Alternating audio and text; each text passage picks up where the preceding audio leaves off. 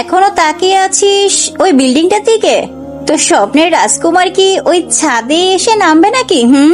রাইসা একটা দীর্ঘশ্বাস ফেলে।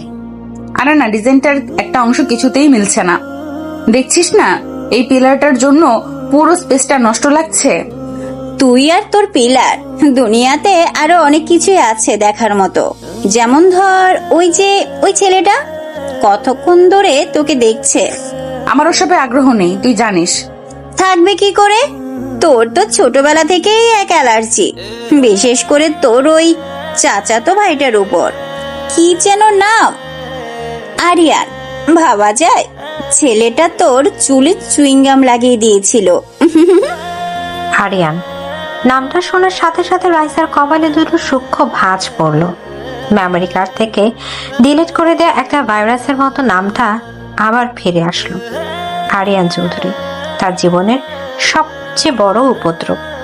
যে ছেলেটার একমাত্র কাজ ছিল তাকে জ্বালাতন করা। রাইসা স্বস্তির নিঃশ্বাস ফেলেছিল যেদিন শুনেছিল সে দেশ ছেড়ে চলে যাচ্ছে। গত 7-8 বছরে তার কোনো খবর নেই, আর রাইসা জানতে চায়ও না।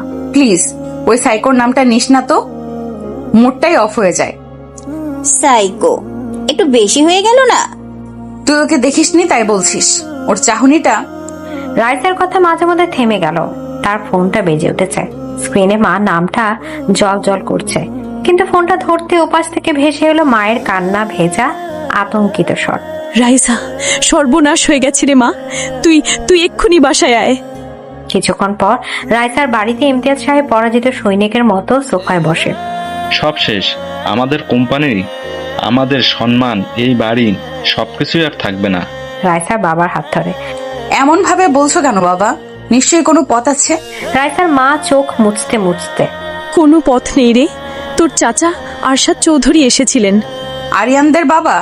তিনি কি বলেছেন?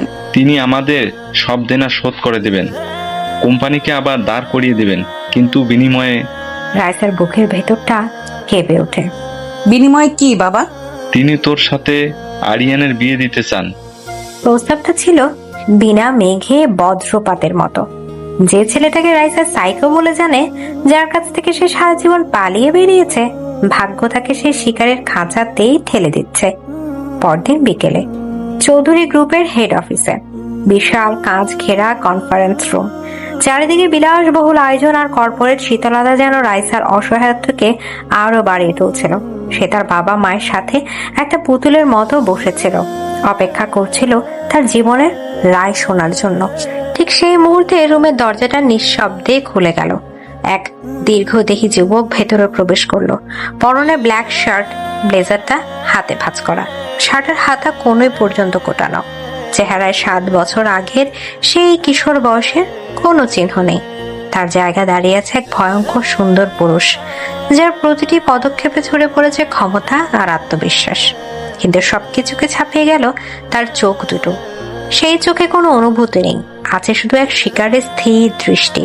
সে ঘরে ঢুকেই একবার পুরো রুমটা দেখলো, কিন্তু তার দৃষ্টিটা এসে স্থির হলো রাইসার উপর।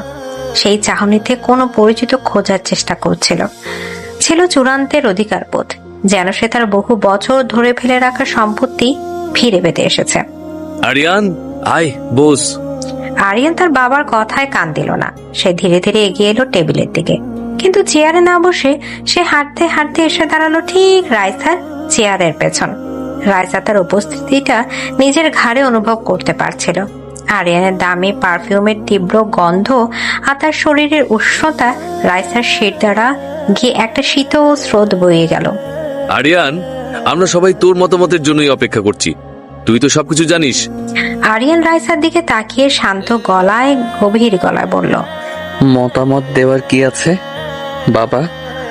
যা আমার তা সবসময় আমারই ছিল, শুধু কাগজে কলমে বাকি ছিল। কথাগুলো বলার সময় আরিয়ানের চোখ এক মুহূর্তের জন্য রাইসার উপর থেকে সরেনি। তার কণ্ঠস্বরে এমন এক শীতল অধিকার বোধ ছিল যা শুনে রাইসার নিঃশ্বাস বন্ধ হয়ে এসেছিল। এই লোকটা কি পাগল? মানে আরিয়ান তাকে পুরোপুরি উপেক্ষা করে।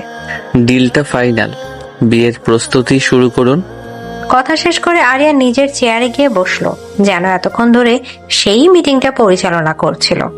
এরপর পুরো মিটিং এ সে আর একটা কথাও বলেনি, শুধু তার শিকারী চোখ দুটো দিয়ে রাইসাকে পর্যবেক্ষণ করে গেছে। মিটিং শেষে যখন সবাই বেরিয়ে আসছে তখন আরিয়ান এগিয়ে এসে রাইসার পথ আটকে দাঁড়ালো। বাকিরা তখন কয়েক কদম এগিয়ে গেছে।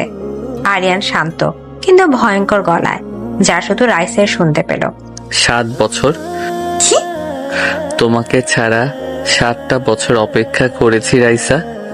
ভেবেছিলাম দেশে ফিরে তোমাকে নিজের কাছে নিয়ে আসব, কিন্তু ভাগ্য নিজেই তোমাকে আমার দোরগোড়ায় পৌঁছে দিয়েছে। আপনি কি বলছেন এসব? রাস্তা ছাড়ুন। আরিয়ান রাইসার কানের কাছে মুখ নিয়ে এসে ফিসফিস করে, পালানোর চেষ্টা করো না পাখি, এই খাঁচাটা আমি তোমার জন্যই বানিয়েছি। এখন থেকে তোমার প্রত্যেকটা নিঃশ্বাসও আমার অনুমতিতে চলবে। কথাগুলো বলে আরিয়ান একটা শয়তানি হাসি দিয়ে সরে দাঁড়ালো। রাইসা কাঁপতে কাঁপতে তার বাবা মায়ের দিকে এগিয়ে গেল। তার মনে হচ্ছিল সে কোনো বিয়ের চুক্তিতে সই করতে আসেনি, সে এসেছে এক ভালোবাসার সাইকোর হাতে নিজেকে বলে দিতে। তার বজ্জাত চাচাতো ভাই শুধু ডেভিল হয়ে ফেরেনি, সে ফিরেছে এক ভয়ঙ্কর শিকারী হয়ে, আর রাইসা তার একমাত্র শিকারী। আরিয়ান সেই ফিসফিস করে বলা কথাগুলো রাইসার কানে গরম সীসার মতো প্রবেশ করছিল। 7 বছর অপেক্ষা করেছি, এই বাক্যটা যেন একটা অশুভ মন্ত্রের মতো তার মাথার ভেতর ঘুরপাক খাচ্ছিল। বাড়ি ফিরে পুরো পথটা সে একটা কথা বলতে পারেনি। তার বাবা মা হয়তো ভেবেছিল সে দুঃখে বা লজ্জায় চুপ করে আছে, কিন্তু রাইসা চুপ ছিল ভয়ে। এক অজানা ভয়ঙ্কর ভয়ে তার পুরো শরীরটা যেন অবশ হয়ে গিয়েছিল। বিয়ের আগের 3 দিন রাইসার বাড়িতে। বাবা, আমি শেষবারের মতো বলছি, আমি এই বিয়েটা করতে পারবো না। লোকটা নর্মাল না বাবা, ও একটা সাইকো। এখন আর এসব বলে কোনো লাভ নেই মা। তোর চাচার বিয়ের কার্ড ছাপিয়ে বিলি করা শুরু করে দিয়েছে। এখন যদি তুই না করিস তাহলে শুধু আমাদের কোম্পানি নয়, আমাদের সম্মানটাও ধুলে মিশে যাবে। আরিয়ান হয়তো ছোটবেলায় একটু অন্যরকম ছিল, কিন্তু এখন সে অনেক বড় কোম্পানির মালিক। সে নিশ্চয়ই বদলে গেছে। তুই একটু মানিয়ে নেওয়ার চেষ্টা করিস মা। রাইসা বুঝতে পারছিল এই দেয়ালের সাথে মাথা ঠুকে আর কোনো লাভ নেই। তার বাবা মা আরিয়ানের আসল রূপটা দেখতে পাচ্ছে না, তারা দেখছেন শুধু তাদের উদ্ধারকর্তাকে। রাইসা একা, সম্পূর্ণ একা এই লড়াইয়ে। পরদিন সকালে দরজায় ডেলিভারি ম্যান এসে হাজির। রাইসার নামে কয়েকটা বিশাল বাক্স এসেছে চৌধুরী গ্রুপ থেকে। বাক্স খুলতে বেরিয়ে এলো নামি দামি ব্র্যান্ডের শাড়ি, লেহেঙ্গা, গাউন আর ওয়েস্টার্ন পোশাক, সাথে গহনা আর পারফিউম। দেখ, আরিয়ান তোর জন্য কত কি পাঠিয়েছে। ছেলেটা তোর কতটা খেয়াল রাখে। কিন্তু রাইসার চোখ আটকে ছিল একটা ছোট্ট কালো বক্সের উপর। সেটা খুলতেই বেরিয়ে এলো লেটেস্ট মডেলের একটা মোবাইল ফোন। ফোনটা অন করতে স্ক্রিনে একটা মেসেজ ভেসে উঠলো। আমার দেওয়া উপহারগুলো নিশ্চয়ই তোমার পছন্দ হয়েছে পাখি। এখন থেকে তুমি শুধু এই ফোনটাই ব্যবহার করবে। আর হ্যাঁ, কষ্ট করে নম্বর সেভ করার দরকার নেই, এখানে শুধু একজনেরই নম্বর আছে, তোমার মালিকের। রাইসা কন্ট্যাক্ট লিস্ট খুলে দেখলো সত্যি সেখানে শুধু একটা নাম সেভ করা, আরিয়ান। তার পুরনো ফোনটা আরিয়ানের লোক কখন যে নিষ্ক্রিয় করে দিয়েছে সে সেটা টেরও পায়নি। এটা উপহার ছিল না, ছিল তার জগৎটাকে ছোট করে এনে একজনের মধ্যে সীমাবদ্ধ করে দেওয়ার প্রথম ধাপ। বিয়ের দিন কাজী অফিসে আরিয়ানের পাঠানো একটা মেরুন রঙের শাড়ি পরে রাইসা যন্ত্রের মতো বসেছিল। তাকে পুতুলের মতো সাজানো হয়েছে, যে পুতুলে নিজের কোনো ইচ্ছা নেই। আরিয়ান তার পাশে বসেছিল একটা কালো শেরওয়ানিতে। তাকে রাজার মতো দেখাচ্ছিল, এক বিজয়ী রাজা যে তার সবচেয়ে কাঙ্ক্ষিত রাজ্যকে দখল করতে চলেছে। মা, আপনি কবুল বলুন। রাইসা চুপ রইল। তার মুখ দিয়ে একটা শব্দ বের হচ্ছিল না। সে কিভাবে বলবে কবুল? কিভাবে সে নিজের জীবনটাকে শয়তানের হাতে তুলে দেবে? কি হলো মা, কবুল বলো। রাইসা তবুও চুপ।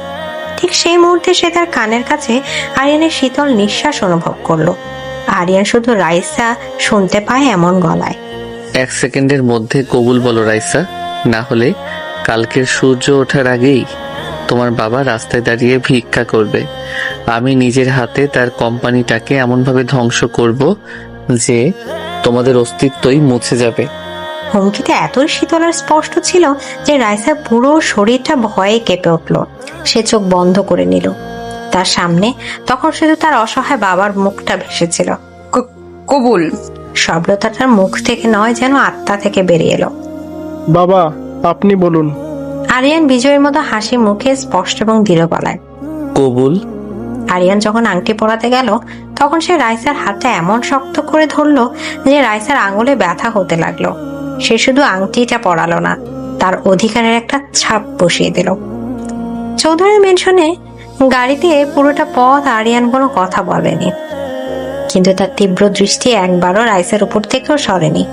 সেই দৃষ্টিতে রাইসার মনে হচ্ছিল একটা ক্ষুধার্ত নেকড়ে তার শিকারকে মাপছে।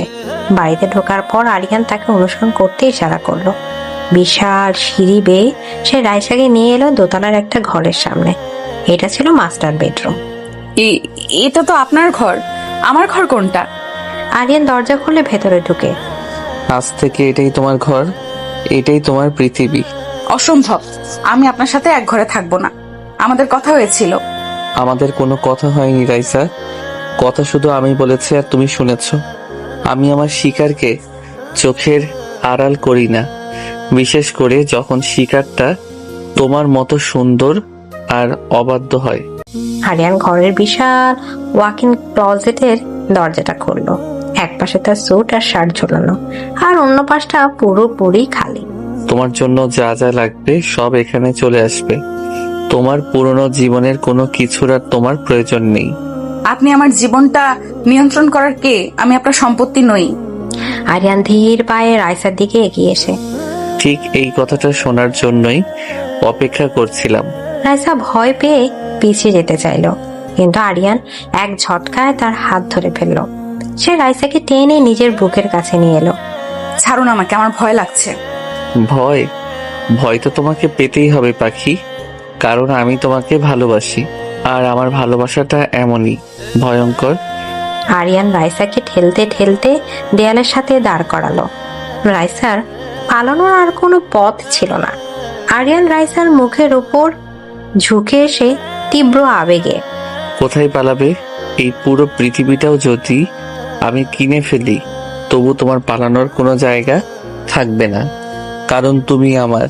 তোমার এই শরীর, তোমার মন, তোমার আত্মা, তোমার হাসি, তোমার কান্না, তোমার রাগ, সবকিছু আমার, শুধুই আমার। কথা শেষ করে আরিয়ান তার ঠোঁট দুটো রাইসার ঠোঁটের উপর চেপে ধরলো। সেটা কোনো সাধারণ চুম্বন ছিল না, ছিল তীব্র, উত্তপ্ত আর শাস্তিদায়ক এক চুম্বন। আরিয়ান যেন তার সমস্ত অধিকার, 7 বছরে জমানো আসক্তি আর রাগ এই চুম্বনের মাধ্যমে রাইসার উপর প্রতিষ্ঠা করতে চাইলো। কিছুক্ষণ পর আরিয়ান যখন তাকে ছাড়লো তখন রাইসা হাঁপাচ্ছিল। তার চোখ দুটো ফুলে উঠেছে, তার চোখ দিয়ে অঝরে জল পড়ছে। আরিয়ান তার দিকে তাকালো। তার চোখে কোনো অনুশোচনা ছিল না, ছিল এক ভয়ঙ্কর তৃপ্তি। আরিয়ান রাইসার ভেজা গালে হাত বুলিয়ে ফিসফিস করে, এই খাঁচায় স্বাগতম আমার পাখি। আরিয়ানের শেষ কথাটা ছিল একটা রায়। এই খাঁচায় স্বাগতম আমার পাখি। এই বাক্যটা শোনার পর রাইসার মনে হলো তার পায়ের নিচের পৃথিবীটা যেন সত্যি সত্যি সরে গেছে। সে দেয়ালে হেলান দিয়ে দাঁড়িয়েছিল, তার পুরো শরীরটা থর থর করে কাঁপছিল। ঠোঁটের উপর আরিয়ানের সেই শাস্তিদায়ক চুম্বনের জুলুনি আর স্বাদে তার মাথাটা ঘুরছিল। ভয়, অপমান আর এক অব্যাখ্যাত তীব্র অনুভূতিতে সে প্রায় জ্ঞান হারানোর মতো অবস্থায় পৌঁছে গিয়েছিল। তার চোখে জল আর বাঁধ মানছিল না। সে ধীরে ধীরে দেয়াল বেয়ে মেঝেতে বসে পড়ল, 2 হাতে মুখ ঢেকে কান্নায় ভেঙে পড়ল। তার 17 বছরের স্বপ্ন, তার স্বাধীনতা, তার ছোট্ট গোছানো জগৎটা, সবকিছু এক রাতের মধ্যে কিভাবে দুঃস্বপ্নে পরিণত হতে পারে। আরিয়ান ধীর পায়ে রাইসার সামনে এসে হাঁটু গেড়ে বসে। কাঁদবে না? আরিয়ানের গলাটা ছিল অস্বাভাবিক নরম, যা তার আগের ভয়ঙ্কর রূপের সাথে একেবারেই মিলছিল না। এই নরম স্বরটা যেন সাপের হিসহিসের মতো আরো ভয়ঙ্কর শোনালো। আমার কাছে আসবেন না প্লিজ, আমাকে একা ছেড়ে দিন। একা ছেড়ে দেওয়ার জন্য তোমাকে 7 বছর পর ফিরিয়ে আনিনি রাইসা, আর তোমার চোখের জল, এটা সহ্য করার ক্ষমতা আমার নেই, বিশেষ করে যদি সেই জল আমার কারণে হয়। কি সাংঘাতিক স্ববিরোধী কথা! যে মানুষটা তার কান্নার কারণ, সেই আবার বলছে তার কান্না সহ্য হয় না। রাইসা কান্নার মধ্যে মুখ তুলে তাকালো। আরিয়ানের চোখে সে কোনো রাগ বা হিংস্রতা দেখলো না, দেখলো এক অদ্ভুত যন্ত্রণা আর তীব্র পজিটিভনেস। আরিয়ান রাইসা দিয়ে হাত বাড়িয়ে, ওঠো। রাইসা ভয়ে পেঁচিয়ে গেল। আরিয়ানের বাড়ানো হাতটা সে স্পর্শ করলো না। মুহূর্তের জন্য আরিয়ানের নরম মুখটা আবার কঠিন হয়ে উঠল, তার চোয়াল শক্ত হয়ে গেল, কিন্তু সে নিজেকে সামাল নিল। আরিয়ান উঠে দাঁড়িয়ে শীতল গলায়, বেশ, আমার স্পর্শ যদি তোমার এতই বিষ মনে হয় তাহলে তাই সই, কিন্তু আমার হুকুম তোমাকে মানতেই হবে। যাও, ফ্রেশ হয়ে এসো, ওয়াশরুমে তোমার জন্য কাপড় রাখা আছে। রাইসা দেখলো আরিয়ান যেদিকে ইশারা করলো সেখানে একটা চেয়ারের উপর একটা সুন্দর সিল্কের নাইট গাউন ভাঁজ করে রাখা। লোকটা কতটা পূর্ব পরিকল্পিত, তার মানে সে প্রথম থেকেই জানতো আজ রাতে রাইসা এই ঘরেই থাকবে। কিছুক্ষণ পর রাইসা যখন ফ্রেশ হয়ে বেরোলো তখন সে দেখলো ঘরের পরিবেশটা বদলে গেছে। ঘরের সাথে লাগোয়া ব্যালকনিতে একটা ছোট্ট সুন্দর টেবিল সাজানো হয়েছে, সেখানে শুধু দুজনের জন্য ডিনার পরিবেশন করা হয়েছে। মোমবাতির নরম আলোয় চারদিকটা স্বপ্নীল লাগছিল, কিন্তু এই স্বপ্নীল পরিবেশটাও রাইসার কাছে বিভীষিকার মতো মনে হলো। এসে বসো। রাইসা যন্ত্রের মতো গিয়ে চেয়ারে বসলো। তার সামনে তার প্রিয় সব খাবার সাজানো, কিন্তু তার গলা দিয়ে এক দানাও নামবে বলে মনে হচ্ছিল না। আমার খিদে নেই। আরিয়ান শান্তভাবে নিচের প্লেটে খাবার তুলে নিয়ে, আমি তোমাকে খেতে অনুরোধ করিনি রাইসা, আদেশ দিয়েছি। আমি খাবো না। বেশ, তুই না খেলে আমিও খাবো না, আর অভুক্ত থাকলে আমার শরীর খারাপ হতে পারে, তখন আমার মেজাজটাও। আরিয়ান কথা শেষ করলো না, কিন্তু এর ভেতরে হুমকিটা স্পষ্ট ছিল। রাইসা বুঝতে পারছিল এই সাইকোর সাথে জেদ করে সে জিততে পারবে না, বরং এর পরিণাম আরো ভয়ঙ্কর হবে। সে কাঁপা কাঁপা হাতে চামচটা তুলে নিল এবং জোর করে কয়েক লোকমা খেলো। পুরোটা সময় আরিয়ান কোনো কথা না বলে শুধু তাকে দেখছিল। সে তীব্র চাহনির সামনে রাইসার মনে হচ্ছিল সে খাবার খাচ্ছে না, নিজের আত্মসম্মানকে গিলে খাচ্ছে। ডিনারের পর বেডরুমে ঘরে ফিরে রাইসার বুকের ভেতরটা আবার ধুকপুক করে উঠল। ঘরের মাঝখানে বিশাল কিং সাইজের বিছানাটা যেন তাকে গিলে খাওয়ার জন্য অপেক্ষা করছে। আমি সোফায় ঘুমাবো। সোফা? 7 বছর ধরে আমি এই রাতটার স্বপ্ন দেখেছি রাইসা, তোমাকে আমার পাশে আমার বিছানায় আমার বাহু বন্ধনে দেখার স্বপ্ন, আর তুমি ভাবলে আমি তোমাকে সোফায় ঘুমাতে দেব? আপনি আমার গায়ে হাত দেবেন না। তোমাকে ছোঁয়ার জন্য আমার কোনো জোর জবরদস্তির প্রয়োজন নেই পাখি। যেদিন আমি তোমাকে ছোবো সেদিন তুমি নিজের ইচ্ছাতেই আমার কাছে ধরা দেবে। আরিয়ানের আত্মবিশ্বাস দেখে রাইসা অবাক হয়ে গেল। কিন্তু আজ রাতে আমি আমার একটা স্বপ্ন পূরণ করতে চাই। আমি শুধু তোমাকে আমার পাশে ঘুমোতে দেখতে চাই। আমার পাশে এসে চুপচাপ শুয়ে পড়ো। কোনো চালাকির চেষ্টা করলে তার পরিণতির জন্য কিন্তু তুমি নিজেই দায়ী থাকবে। রাইসার আর কিছু বলার ছিল না। সে বুঝতে পারছিল তার সামনে দুটো পথ খোলা, এক চুপচাপ বিছানায় যাওয়া, অথবা দুই এই লোকটার ভয়ঙ্কর রূপটা আবার দেখা। সে প্রথমটাই বেছে নিল।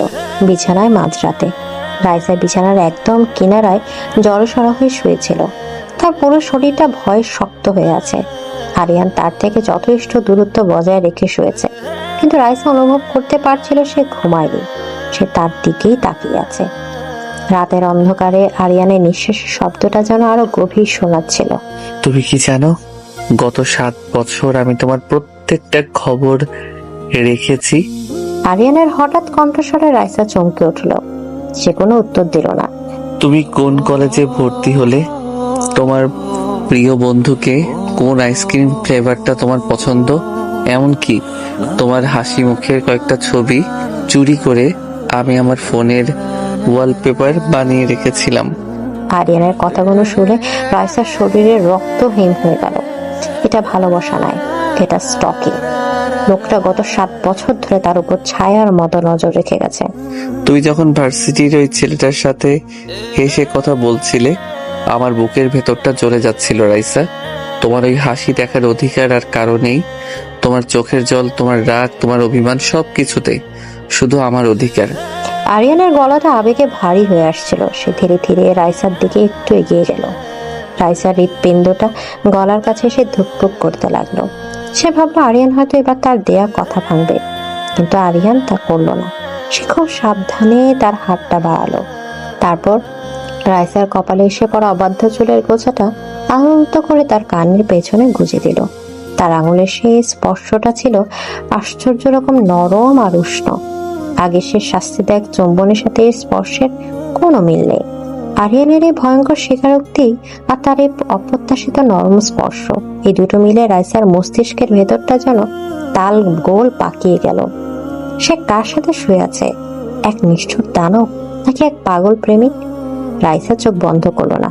সে খোলা চোখে অন্ধকার ছাদের দিকে তাকিয়ে রইল আর তার কানের পাশে অনুভব করতে লাগলো এক সাইকোর উষ্ণ নিঃশ্বাস। তার খাঁচার প্রথম রাতটা ছিল ভয় আর অব্যাখ্যাত মোহের এক বিপজ্জনক মিশ্রণ। আরিয়ানের সেই ভয়ঙ্কর স্বীকারোক্তি আর আলতো স্পর্শের পর রাইসার চোখে আর ঘুম আসেনি। সে ভোরের আলো ফোটার অপেক্ষায় ছিল, যেন এ রাতের অন্ধকারটা তার জীবনের উপর স্থায়ীভাবে চেপে বসেছে। সে যখন সকালে ঘুম থেকে উঠল তখন বিছানার অন্য পাশটা খালি। এক মুহূর্তের জন্য তার মনে এক ঝলক স্বস্তি খেলে গেল। লোকটা আশেপাশে নেই, কিন্তু সেই স্বস্তিটা ছিল একেবারে ক্ষণস্থায়ী। সে দেখলো ঘরের সাথে লাগোয়া বিশাল কাঁচের জানালার সামনে আরিয়ান দাঁড়িয়ে আছে, পরনে নিখুঁত স্যুট, হাতে কফির কাপ।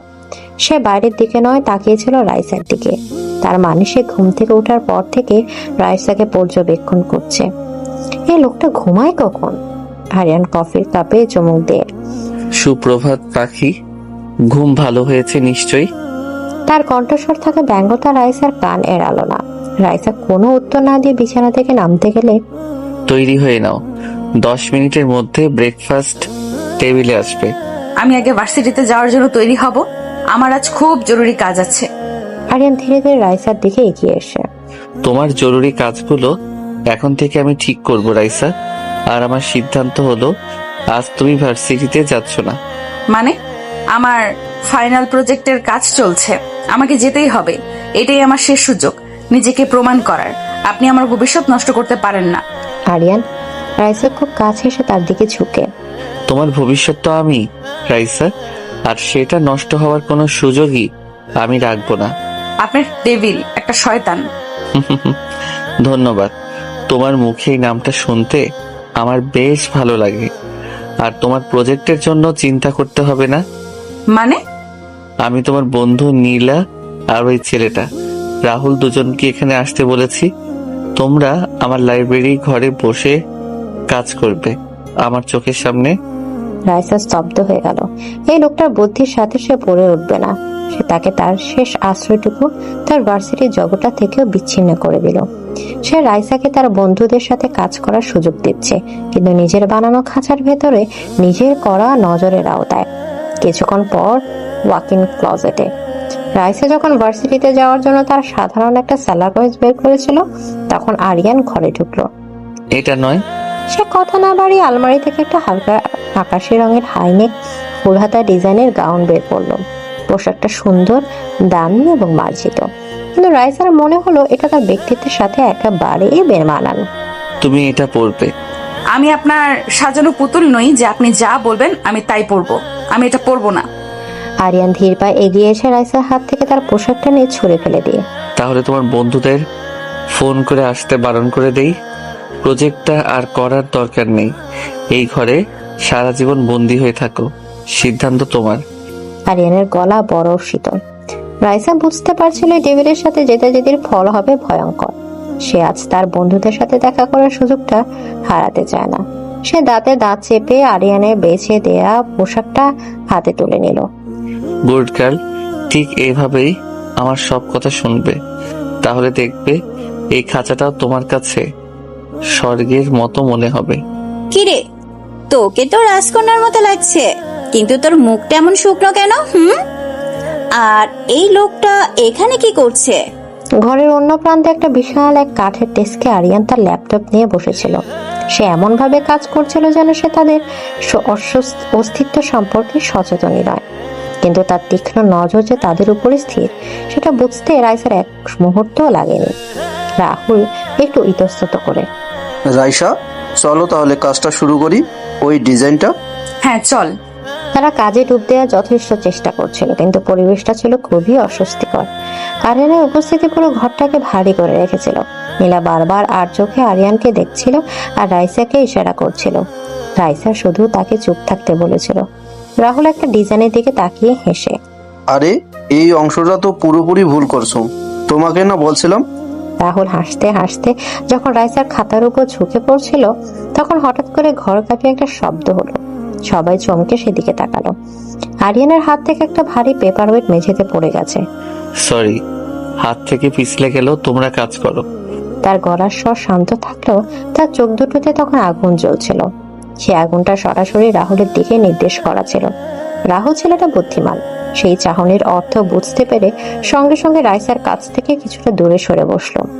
কাজ প্রায় শেষের দিকে, সবাই একটু রিল্যাক্স হয়ে নিজেদের মধ্যে কথা বলছিল। রাহুল একটা ব্লু প্রিন্ট দেখানোর জন্য রাইসার দিকে বাড়ালো। ঠিক সেই মুহূর্তে একেবারে অনিচ্ছাকৃতভাবে রাহুলের আঙুল রাইসার হাতের সাথে সামান্য ছুঁয়ে গেল। আর ঠিক তখনই আরো একটা শব্দ হলো, হঠাৎ।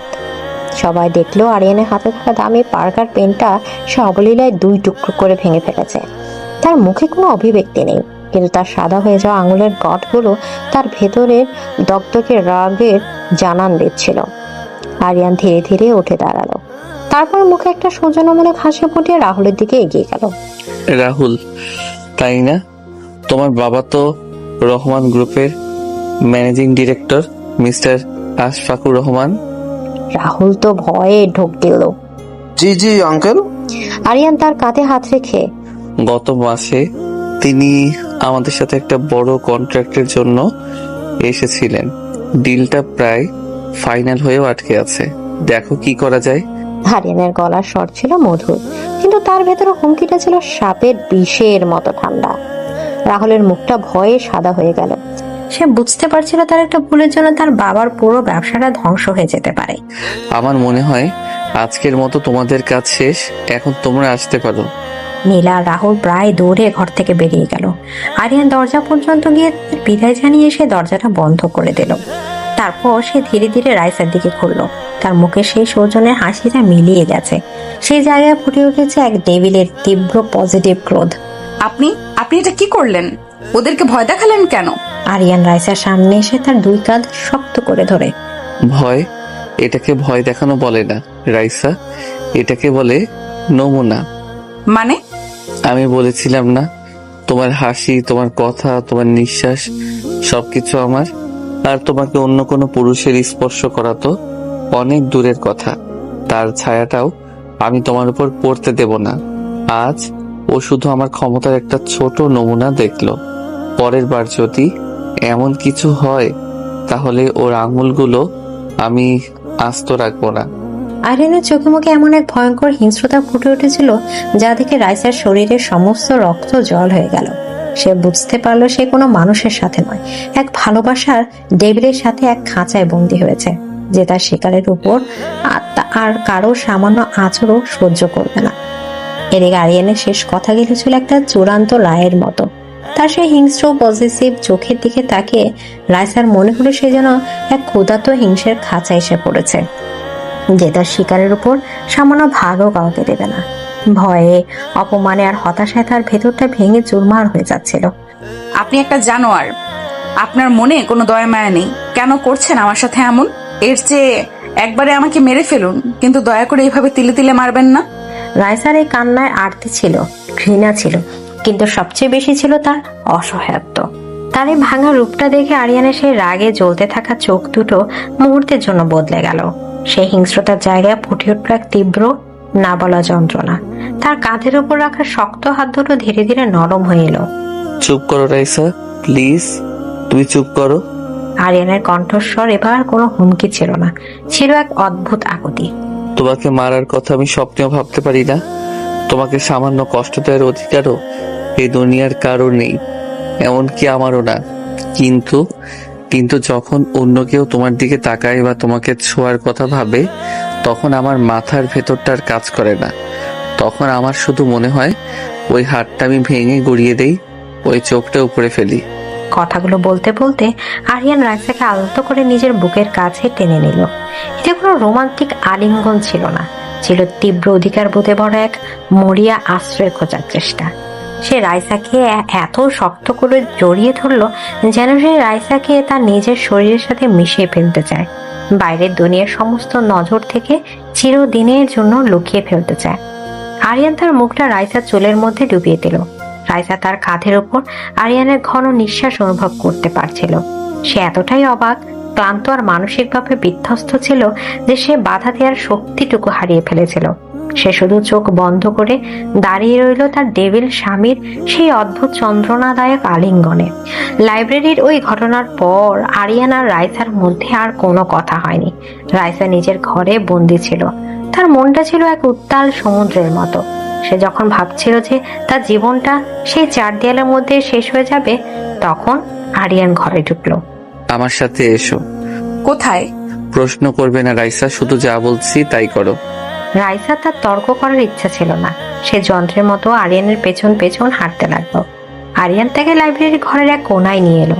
সেখানে দেয়ালের সাথে লাগানো বিশাল বইয়ের তাকটার এক পাশে সে হাত রাখতেই একটা গোপন দরজা খুলে গেল। রাইসা অবাক হয়ে তাকিয়ে রইল। দরজার ওপাশে যা ছিল তা দেখার জন্য রাইসা প্রস্তুত ছিল না। ওটা ছিল একটা স্বপ্ন, তার সারা জীবনের স্বপ্ন। বিশাল একটা ঘর, যার একটা পুরো দেয়াল কাচের, যেখান থেকে বাইরের সুন্দর বাগানটা দেখা যায়। ঘরের ভেতর আর্কিটেকচারের জন্য যা যার প্রয়োজন তার সবকিছু আছে। লেটেস্ট মডেলের ড্রাফটিং টেবিল, হাই কনফিগারেশনের কম্পিউটার, 3D প্রিন্টার, সব ধরনের পেন্সিল, স্কেল আর কাগজের সম্ভার। এটা কোনো সাধারণ স্টুডিও নয়, এটা একজন আর্কিটেকচার কাজে স্বর্গ। রাইসা অবিশ্বাসের দৃষ্টিতে কাঁপা গলায়, এটা কি? এটা তোমার নতুন জগৎ। আমার জগৎ? হ্যাঁ, তুমি বলেছিলে তোমার ফাইনাল প্রজেক্ট চলছে, বলেছিলে তুমি তোমার ভবিষ্যৎ নষ্ট হতে দেবে না, আমিও দেব না। তাই তোমার ভবিষ্যৎ, তোমার স্বপ্নকে আমি এই খাঁচার ভেতরেই নিয়ে এসেছি। আরিয়ানের কথাগুলো শুনে রাইসা মাথা কাজ করা বন্ধ করে দিয়েছিল। এই লোকটা কি দিয়ে তৈরি? সকালে যে মানুষটা তার বন্ধুদের সামনে তাকে অপমান করলো, যে তার বন্ধুকে প্রায় হুমকি দিয়ে তাড়িয়ে দিল, সেই মানুষটা তার স্বপ্নের জন্য এমন একটা জগৎ তৈরি করে রেখেছে। তোমাকে আর ভার্সিটিতে যাওয়ার দরকার নেই। তোমার যা যা লাগবে সব এখানে চলে আসবে। তোমার টিচার বা বন্ধুদের যদি দরকার হয়, তারাও এখানে এসে তোমার সাথে দেখা করবে। তুমি তোমার স্বপ্ন পূরণ করবে রাইসা, কিন্তু আমার বানানো এই স্বর্গে, আমার চোখের সামনে থেকে। এই ডেভিডের ভালোবাসার ধরনটা ছিল একেবারেই অন্যরকম। সে ডানা কেটে নেয় না, সে খাঁচাটাকে আকাশ বানিয়ে দেয়। রাইসা অনেকক্ষণ চুপ করে থাকার পর, আপনি কেন করছেন এসব? কেন আমার সাথে এমন করছেন? আরিয়ান কাঁচের দেয়ালের দিকে তাকিয়ে বাইরের অন্ধকারে চোখ রেখে, কারণ একবার আমি আমার সবচেয়ে প্রিয় জিনিসটাকে রক্ষা করতে পারিনি রাইসা। আরিয়ানের কণ্ঠস্বরটা হঠাৎ করে খুব দূরের মনে হলো, যেন সে এই সময় নেই, ফিরে গেছে তার কষ্টদায়ক অতীতে। আমার চোখের সামনে থেকে তাকে কেড়ে নেওয়া হয়েছিল, আর আমি কিছুই করতে পারিনি। আমি দুর্বল ছিলাম। সেই ভুলের অনুশোচনায় আমি গত 7 বছর ধরে জ্বলছি। রাইসার বুকের ভেতরটা ছ্যাদ করে উঠল। তার মনে পড়লো সেই রাতের কথা, আরিয়ানের হাতে থাকা সেই নারীর ছবির কথা। আরিয়ান এবার রাইসার দিকে ঘুরে, তার চোখে তীব্র এক আগুন। কিন্তু আমি আর দুর্বল নই রাইসা। আমি এখন এই শহরের সবচেয়ে শক্তিশালী মানুষ, আর আমি আমার ভুলের পুনরাবৃত্তি করব না। তোমাকে হারানোর আগে আমি এই পুরো পৃথিবীটাকে ধ্বংস করে দেব। প্রয়োজন হলে তোমাকে ওই 4 দেয়ালের মধ্যে সারা জীবনের জন্য বন্দি করে রাখবো, তবু তোমাকে হারাতে পারবো না। এটা কোনো হুমকি ছিল না, ছিল এক ভয়ঙ্কর শপথ। রাইসা প্রথমবার বুঝতে পারলো আরিয়ানের সেই পজিটিভনেসের উৎস ভয়, হারানোর ভয়। আর এই ভয় একটা মানুষকে কতটা বিপজ্জনক করে তুলতে পারে তা সে আজ নিজের চোখে দেখছিল। অনেক রাতে সেই স্টুডিওতে আরিয়ান রাইসাকে তার নতুন জগতে একা রেখে চলে গিয়েছিল। রাইসা প্রথমে কিছুক্ষণ স্তব্ধ হয়ে বসেছিল, তারপর সে ধীরে ধীরে উঠে দাঁড়ালো। সে ছুঁয়ে দেখলো নতুন ড্রাফটিং টেবিলটা, হাত বোলালো 3D প্রিন্টারের উপর। এগুলো তো সে চেয়েছিল, সারা জীবন ধরে চেয়েছিল। তার মনটা ছিল দ্বন্দ্বময় অনুভূতিতে ভরা। সে তার জেলরকে ঘৃণা করে, অথচ সেই জেলরই আবার তার স্বর্গের, তার স্বপ্নের রক্ষাকর্তা। সেই খাঁচা থেকে মুক্তি চায়, কিন্তু এই খাঁচার ভেতরের আকর্ষণকেও সে অস্বীকার করতে পারছে না। একসময় সে আনমনে একটা চেয়ারে বসে পড়ল। সামনে রাখা সাদা কাগজের উপর তুলে নিল একটা শার্প পেন্সিল। তারপর তার অজান্তেই তার আঙুলগুলো চলতে শুরু করলো। ডিজাইন করাটা তার নিঃশ্বাস নেওয়ার মতো। এই মুহূর্তে এটাই ছিল তার একমাত্র মুক্তির পথ। কখন যে সে কাজ করতে করতে ক্লান্ত হয়ে ডেস্কের উপরে মাথা রেখে ঘুমিয়ে পড়েছিল সে টের পায়নি। আরিয়ান যখন মাঝরাতে তাকে দেখতে এলো, তখন সে দেখলো রাইসা ঘুমিয়ে আছে। তার মুখটা ঘুমের মধ্যে নিষ্পাপ শিশুদের মতো লাগছে। তার এলোমেলো চুলগুলো মুখের ওপর এসে পড়েছে, চারদিকে ছড়িয়ে আছে তার আঁকা স্কেচ। আরিয়ানের সেই ডেভিল সুলভ কঠিন মুখটা মুহূর্তে নরম হয়ে গেল। সে ঘুমন্ত মুখটার দিকে তাকিয়ে তার মনে হলো এই শান্তির জন্য সে পৃথিবীর যে কোনো শক্তির সাথে লড়তে পারে। সে খুব সাবধানে কোনো শব্দ না করে রাইসার কাছে এগিয়ে গেল। তারপর তাকে আলতো করে নিজের দুই বাহুতে তুলে নিল। ঠিক সেই মুহূর্তে আরিয়ানের বুকের উষ্ণতা রাইসার ঘুমটা ভেঙে গেল। সে চোখ পিটপিট করে চাইল। প্রথমে সে বুঝতে পারলো না সে কোথায় আছে। তারপর সে দেখলো সে তার ডেভিল স্বামীর বলিষ্ঠ বাহু বন্ধনে বন্দী। সে তাকে কোলে তুলে নিয়ে বেডরুমের দিকে এগিয়ে যাচ্ছে। রাইসা চমকে উঠেছিল, কিন্তু অদ্ভুত ভাবে সে চিৎকার করলো না, বাধা দিল না। সে শুধু তার স্বামীর মুখের দিকে তাকিয়ে রইল। রাতের অন্ধকারে আরিয়ানের চোখে সে কোনো হিংস্রতা দেখলো না, দেখলো এক গভীর তীব্র আবেগ আর না বলা ভালোবাসা। এই প্রথমবার তারা জেলরের বাহু বন্ধনে রাইসার নিজেকে সুরক্ষিত মনে হলো। আরিয়ানের বলিষ্ঠ বাহু বন্ধনে নিজেকে আবিষ্কার করে রাইসার পৃথিবীটা যেন এক মুহূর্তের জন্য থেমে গিয়েছিল। তার মস্তিষ্ক তাকে চিৎকার করে জানান দিচ্ছিল যে এটা বিপদ, এটা একটা ফাঁদ। কিন্তু তার ক্লান্ত শরীর আর বিভ্রান্ত মন সেই বিপদের সংকেতটাকে উপেক্ষা করেছিল। সে দেখেছিল শুধু একজোড়া গভীর চোখ, যে চোখে হিংস্রতার বদলে ছিল এক তীব্র আগলে রাখার আকতে। আরিয়ান কোনো কথা না বলে ধীর পায়ে তাকে নিয়ে বেডরুমের দিকে এগিয়ে গেল। রাইসার নিঃশ্বাসের সাথে তার দামি পারফিউমের পৌরশালী গন্ধটা মিশে যাচ্ছিল, যা তার অনুভূতির জগৎকে আরো বেশি তাল গোল পাকিয়ে দিচ্ছিল। আরিয়ান খুব সাবধানে তাকে বিছানায় শুয়ে দিল, যেন রাইসা কাচে তৈরি কোনো ভঙ্গুর পুতুল। সে যখন রাইসার উপর থেকে কম্বলটা টেনে দিচ্ছিল, তখন রাইসা ফিস ফিস করে উঠল। আমি আমি একা থাকতে পারবো। আরিয়ান রাইসার দিকে ঝুঁকে তার মুখের উপর এসে পড়া চুলগুলো আলতো করে সরিয়ে দিয়ে, তোমার জায়গা ডেস্কের উপর নয় রাইসা, তোমার জায়গা এখানে আমার পাশে। তার কণ্ঠস্বরটা ছিল রাতের মতোই গভীর আর শান্ত। সে উঠে দাঁড়ালো এবং ঘরের আলোটা কমিয়ে দিল। তারপর বিছানার অন্য পাশে এসে শুয়ে পড়ল। কিন্তু এবার সে রাইসার দিকে মুখ করে শুলো না, বরং ছাদের দিকে তাকিয়ে রইল। ঘুমিয়ে পড়ো পাখি, কাল তোমার জন্য খুব গুরুত্বপূর্ণ একটা দিন। আরিয়ানের এই অপ্রত্যাশিত শান্ত আচরণে রাইসা আরো বেশি অবাক হলো। সে কোনো উত্তর না দিয়ে চোখ বন্ধ করলো, কিন্তু তার বুকের ভেতরটা ধুকপুক করছিল। এই প্রথমবার এই টেবিলের পাশে শুয়ে তার নিজেকে বন্দী মনে হলো না। মনে হলো সে এক জটিল ধাঁধার সম্মুখীন হয়েছে, যার সমাধান করা প্রায় অসম্ভব। পরদিন সকালে রাইসার যখন ঘুম ভাঙলো, তখন সকালে নরম আলোয় ঘরটা ভরে গেছে। সে দেখলো বিছানায় সে একা, আরিয়ান নেই। সে ধড়মড় করে উঠে বসলো। কাল রাতের ঘটনাগুলো তার কাছে স্বপ্নের মতো মনে হচ্ছিল। ঠিক তখনই তার চোখ পড়লো বেডসাইড টেবিলের উপর। সেখানে একটি কাচের ফুলদানিতে রাখা আছে রক্তিম এক গোলাপ, আর তার পাশে রাখা একটা ছোট নোট। তোমার স্টুডিও অপেক্ষা করছে। নোটটাতে কোনো ভালোবাসার কথা ছিল না, কিন্তু কেন যেন রাইসার ভেতরটা একটু অন্যরকম অনুভূতিতে ভরে গেল। সে টেবিলে রাখা ব্রেকফাস্টের দিকে তাকালো। আরিয়ানের রুচি আর শাসনের ছাপ সবখানে স্পষ্ট। ব্রেকফাস্টের পর স্টুডিওতে রাইসা যখন স্টুডিওতে ঢুকলো, সে দেখলো আরিয়ান সেখানে আগে থেকে উপস্থিত। সে একটা ড্রাফটিং টেবিলের উপর ঝুঁকে রাইসার রাতের আঁকা স্কেচটা দেখছিল। আপনি এখানে? আপনার না অফিসে যাওয়ার কথা? আমার অফিস সেখানেই, যেখানে আমার সবচেয়ে মূল্যবান সম্পত্তিটা থাকে। এদিকে আরিয়ানের কথায় রাইসা আর প্রতিবাদ করল না। সে চুপচাপ নিজের কাজে মনোযোগ দেওয়ার চেষ্টা করলো। তোমার ডিজাইনের কনসেপ্টটা ইন্টারেস্টিং, একটা পাবলিক লাইব্রেরির ডিজাইন যেখানে প্রকৃতি আর স্থাপত্য একে অপরের সাথে মিশে যাবে। কিন্তু এই যে কাচের ছাদটা তুমি ডিজাইন করেছো, এটা লোড বেয়ারিং স্ট্রাকচার নিয়ে ভেবেছো। আমাদের দেশের আবহাওয়ায় এটা রক্ষণাবেক্ষণ করাটা খুব কঠিন হবে। রাইসা অবাক হয়ে গেল। সে ভাবতেও পারেনি আরিয়ান, যে কিনা একজন নির্দয় ব্যবসায়ী, সে আর্কিটেকচারের এত কঠিন বিষয়গুলো বুঝবে। সে তার নিজের অজান্তেই আরিয়ানের সাথে তার ডিজাইন নিয়ে আলোচনা মগ্ন হয়ে গেল। আমি গ্লেজিং এর জন্য ফটোভোল্টাইক গ্লাস ব্যবহার করার কথা ভেবেছি। সোলার প্যানেলের কাজও করবে, আর সাপোর্টের জন্য স্টিলের বদলে গ্লুগাম বিম ব্যবহার করলে। আইডিয়াটা ভালো, কিন্তু খরচ অনেক বেড়ে যাবে। প্রায় 1 ঘন্টা ধরে তারা কথা বলল। এই 1 ঘন্টায় রাইসা প্রায় ভুলেই গিয়েছিল যে সে তার জেলরের সাথে কথা বলছে।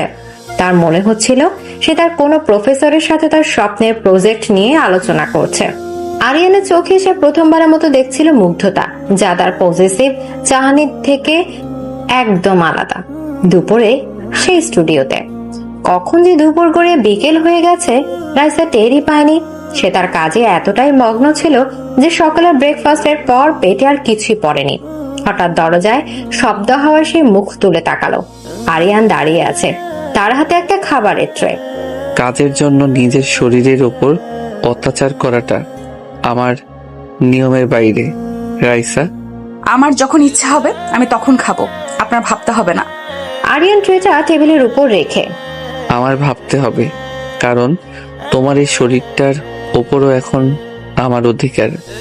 আরিয়ানের কথা রাইসা রেগে কিছু বলতে যাবে তার আগে আরিয়ান ট্রে থেকে একটা স্যান্ডউইচের টুকরো তুলে রাইসার মুখের সামনে ধরলো। খাও। আমি খাবো না। জেদ করো না রাইসা, আমার ধৈর্যের পরীক্ষা নিও না। রাইসা মুখ ঘুরিয়ে নিল। তাদের মধ্যে এক নীরব যুদ্ধ শুরু হলো। আরিয়ানের চোখে অটল জেদ আর রাইসার চোখে তীব্র অবজ্ঞা। আরিয়ান এক দৃষ্টিতে তার দিকে তাকিয়ে রইল। সে দৃষ্টির তীব্রতার সামনে রাইসা ধীরে ধীরে দুর্বল হয়ে পড়েছিল। শেষ পর্যন্ত সে হার মানল। সে মুখ খুলতে আরিয়ানের স্যান্ডউইচের টুকরোটা তার মুখে পড়ে নিল। আরিয়ান নিজের হাতে রাইসাকে কয়েক টুকরো স্যান্ডউইচ আর ফল খাইয়ে দিল। এই দৃশ্যটা ছিল অদ্ভুত।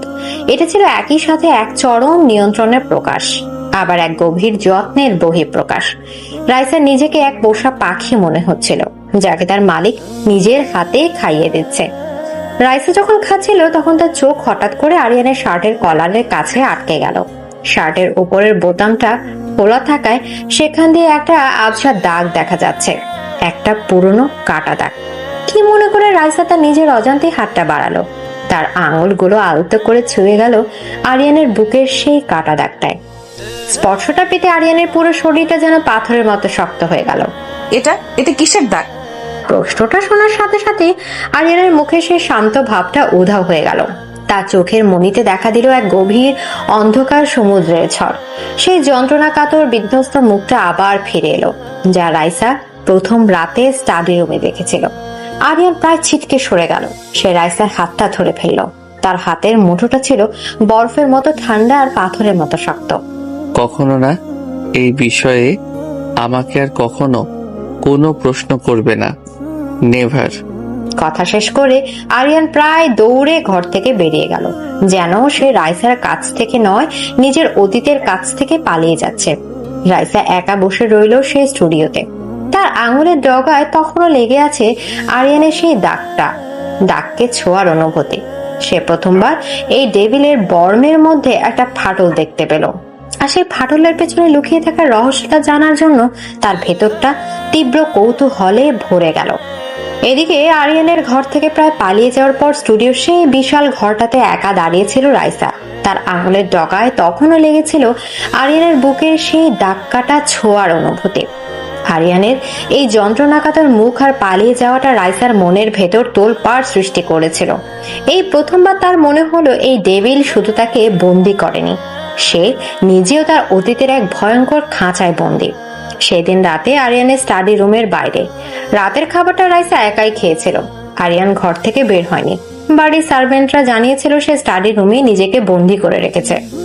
রাত প্রায় 12টা বাজে, কিন্তু আরিয়ানের ঘর থেকে কোনো সারা শব্দ নেই। রাইসার বুকের ভেতরটা এক অজানা আশঙ্কায় ভারী হয়ে উঠল। সে অনেকক্ষণ নিজের সাথে যুদ্ধ করলো। তার মস্তিষ্ক বলছিল যে তোমাকে এত কষ্ট দেয় তার জন্য তোমার ভাবার দরকার নেই, কিন্তু তার মন মানছিল না। সে ধীর পায়ে এগিয়ে গেল আরিয়ানের স্টাডি রুমের দরজার সামনে। দরজাটা ভেতর থেকে বন্ধ। রাইসা দরজায় হালকা নক করে। আপনি ঠিক আছেন? ভেতর থেকে কোনো উত্তর এলো না। আমি জানি আপনি ভেতরে আছেন, প্লিজ দরজাটা খুলুন। আরিয়ান ভেতর থেকে ভেসে আসা গভীর শীতল গলায়, এখান থেকে চলে যাও রাইসা। আপনি দরজা না খুললে আমি এখানেই দাঁড়িয়ে থাকবো। কয়েক মুহূর্তে নীরবতা, তারপর একটা ক্লিক শব্দ করে দরজাটা খুলে গেল। ঘরের আলোটা ছিল খুব কম। আরিয়ান দাঁড়িয়ে ছিল ঘরের মাঝখানে, তার হাতে একটা হুইস্কির গ্লাস। তার চুলগুলো এলোমেলো, শার্টের হাতা গোটানো। তাকে দেখে মনে হচ্ছিল তার উপর দিয়ে একটা ঝড় বয়ে গেছে। তোমাকে না বলেছিলাম আমার থেকে দূরে থাকতে? আমার কথা কানে যায় না? আপনি আমার স্বামী, আপনার কি হয়েছে সেটা জানার অধিকার আমার আছে। অধিকার? তুমি অধিকারের কথা বলছো? আরিয়ান এক পা করে রাইসার দিকে এগিয়ে গেল। তার চোখ দুটো রাতের অন্ধকারে নেকড়ের মতো জ্বলছিল। রাইসা ভয় পেয়ে পিছিয়ে যেতে চাইলো, কিন্তু তার পিঠটা দরজার সাথে আটকে গেল। ঠিক আছে, আজ আমি তোমাকে তোমার অধিকার আর আমার অধিকার দুটোই বোঝাবো। কথা শেষ করে আরিয়ান তার হাতের গ্লাসটা পাশে ছুঁড়ে ফেলে দিল। সেটা ঝনঝন শব্দ করে ভেঙে টুকরো টুকরো হয়ে গেল। আরিয়ান দুই হাতে দরজাটা চেপে ধরে রাইসাকে পুরোপুরি আটকে ফেললো। আমার প্রথম অধিকার হলো তোমাকে ভালোবাসা, তীব্রভাবে, ভয়ঙ্করভাবে ভালোবাসা। সে রাইসার মুখের উপর ঝুঁকে এলো। তার নিঃশ্বাসের সাথে হুইস্কির তীব্র গন্ধটা রাইসার মাথা ঘুরিয়ে দিচ্ছিল। সে কিছু বলার আগে আরিয়ান তার ঠোঁট দুটো রাইসার ঠোঁটের উপর চেপে ধরলো। এই চুম্বনটা আগের গুলোর মতো ছিল না। এটাতে রাগ ছিল, যন্ত্রণা ছিল, কিন্তু সব কিছুকে ছাপিয়েছিল এক তীব্র মরিয়া আবেগ। আরিয়ান যেন তার সমস্ত কষ্ট, সমস্ত অধিকারী চুম্বনের মাধ্যমে রাইসার মধ্যে প্রতিষ্ঠা করে দিতে চাইছে। রাইসার শ্বাস প্রশ্বাস ভারী হয়ে এলো। আরিয়ান রাইসার শুধু ঠোঁটে থেমে থাকলো না, সে তার মুখটা নামিয়ে আনলো রাইসার গলায়, তার কাঁধে। তার ভেজা উষ্ণ চুম্বন রাইসার শরীরে যেন আগুন ধরিয়ে দিচ্ছিল। রাইসার হাত দুটো যা এতক্ষণ তাকে বাধা দেওয়ার চেষ্টা করছিল, তা কখন যে আরিয়ানের শার্টের কলারটা খামচে ধরেছে সে নিজেও জানে না। আমার দ্বিতীয় অধিকার হলো তোমাকে অনুভব করা, তোমার শরীরের প্রতিটি অংশ, তোমার হৃদস্পন্দন, তোমার নিঃশ্বাস, সবকিছু অনুভব করার অধিকার শুধু আমার। আরিয়ানের হাত দুটো এবার রাইসার কোমর জড়িয়ে ধরলো। সে রাইসাকে টেনে নিজের শরীরের সাথে এমন ভাবে মিশিয়ে নিল যে তাদের মধ্যে আর কোনো দূরত্ব রইল না।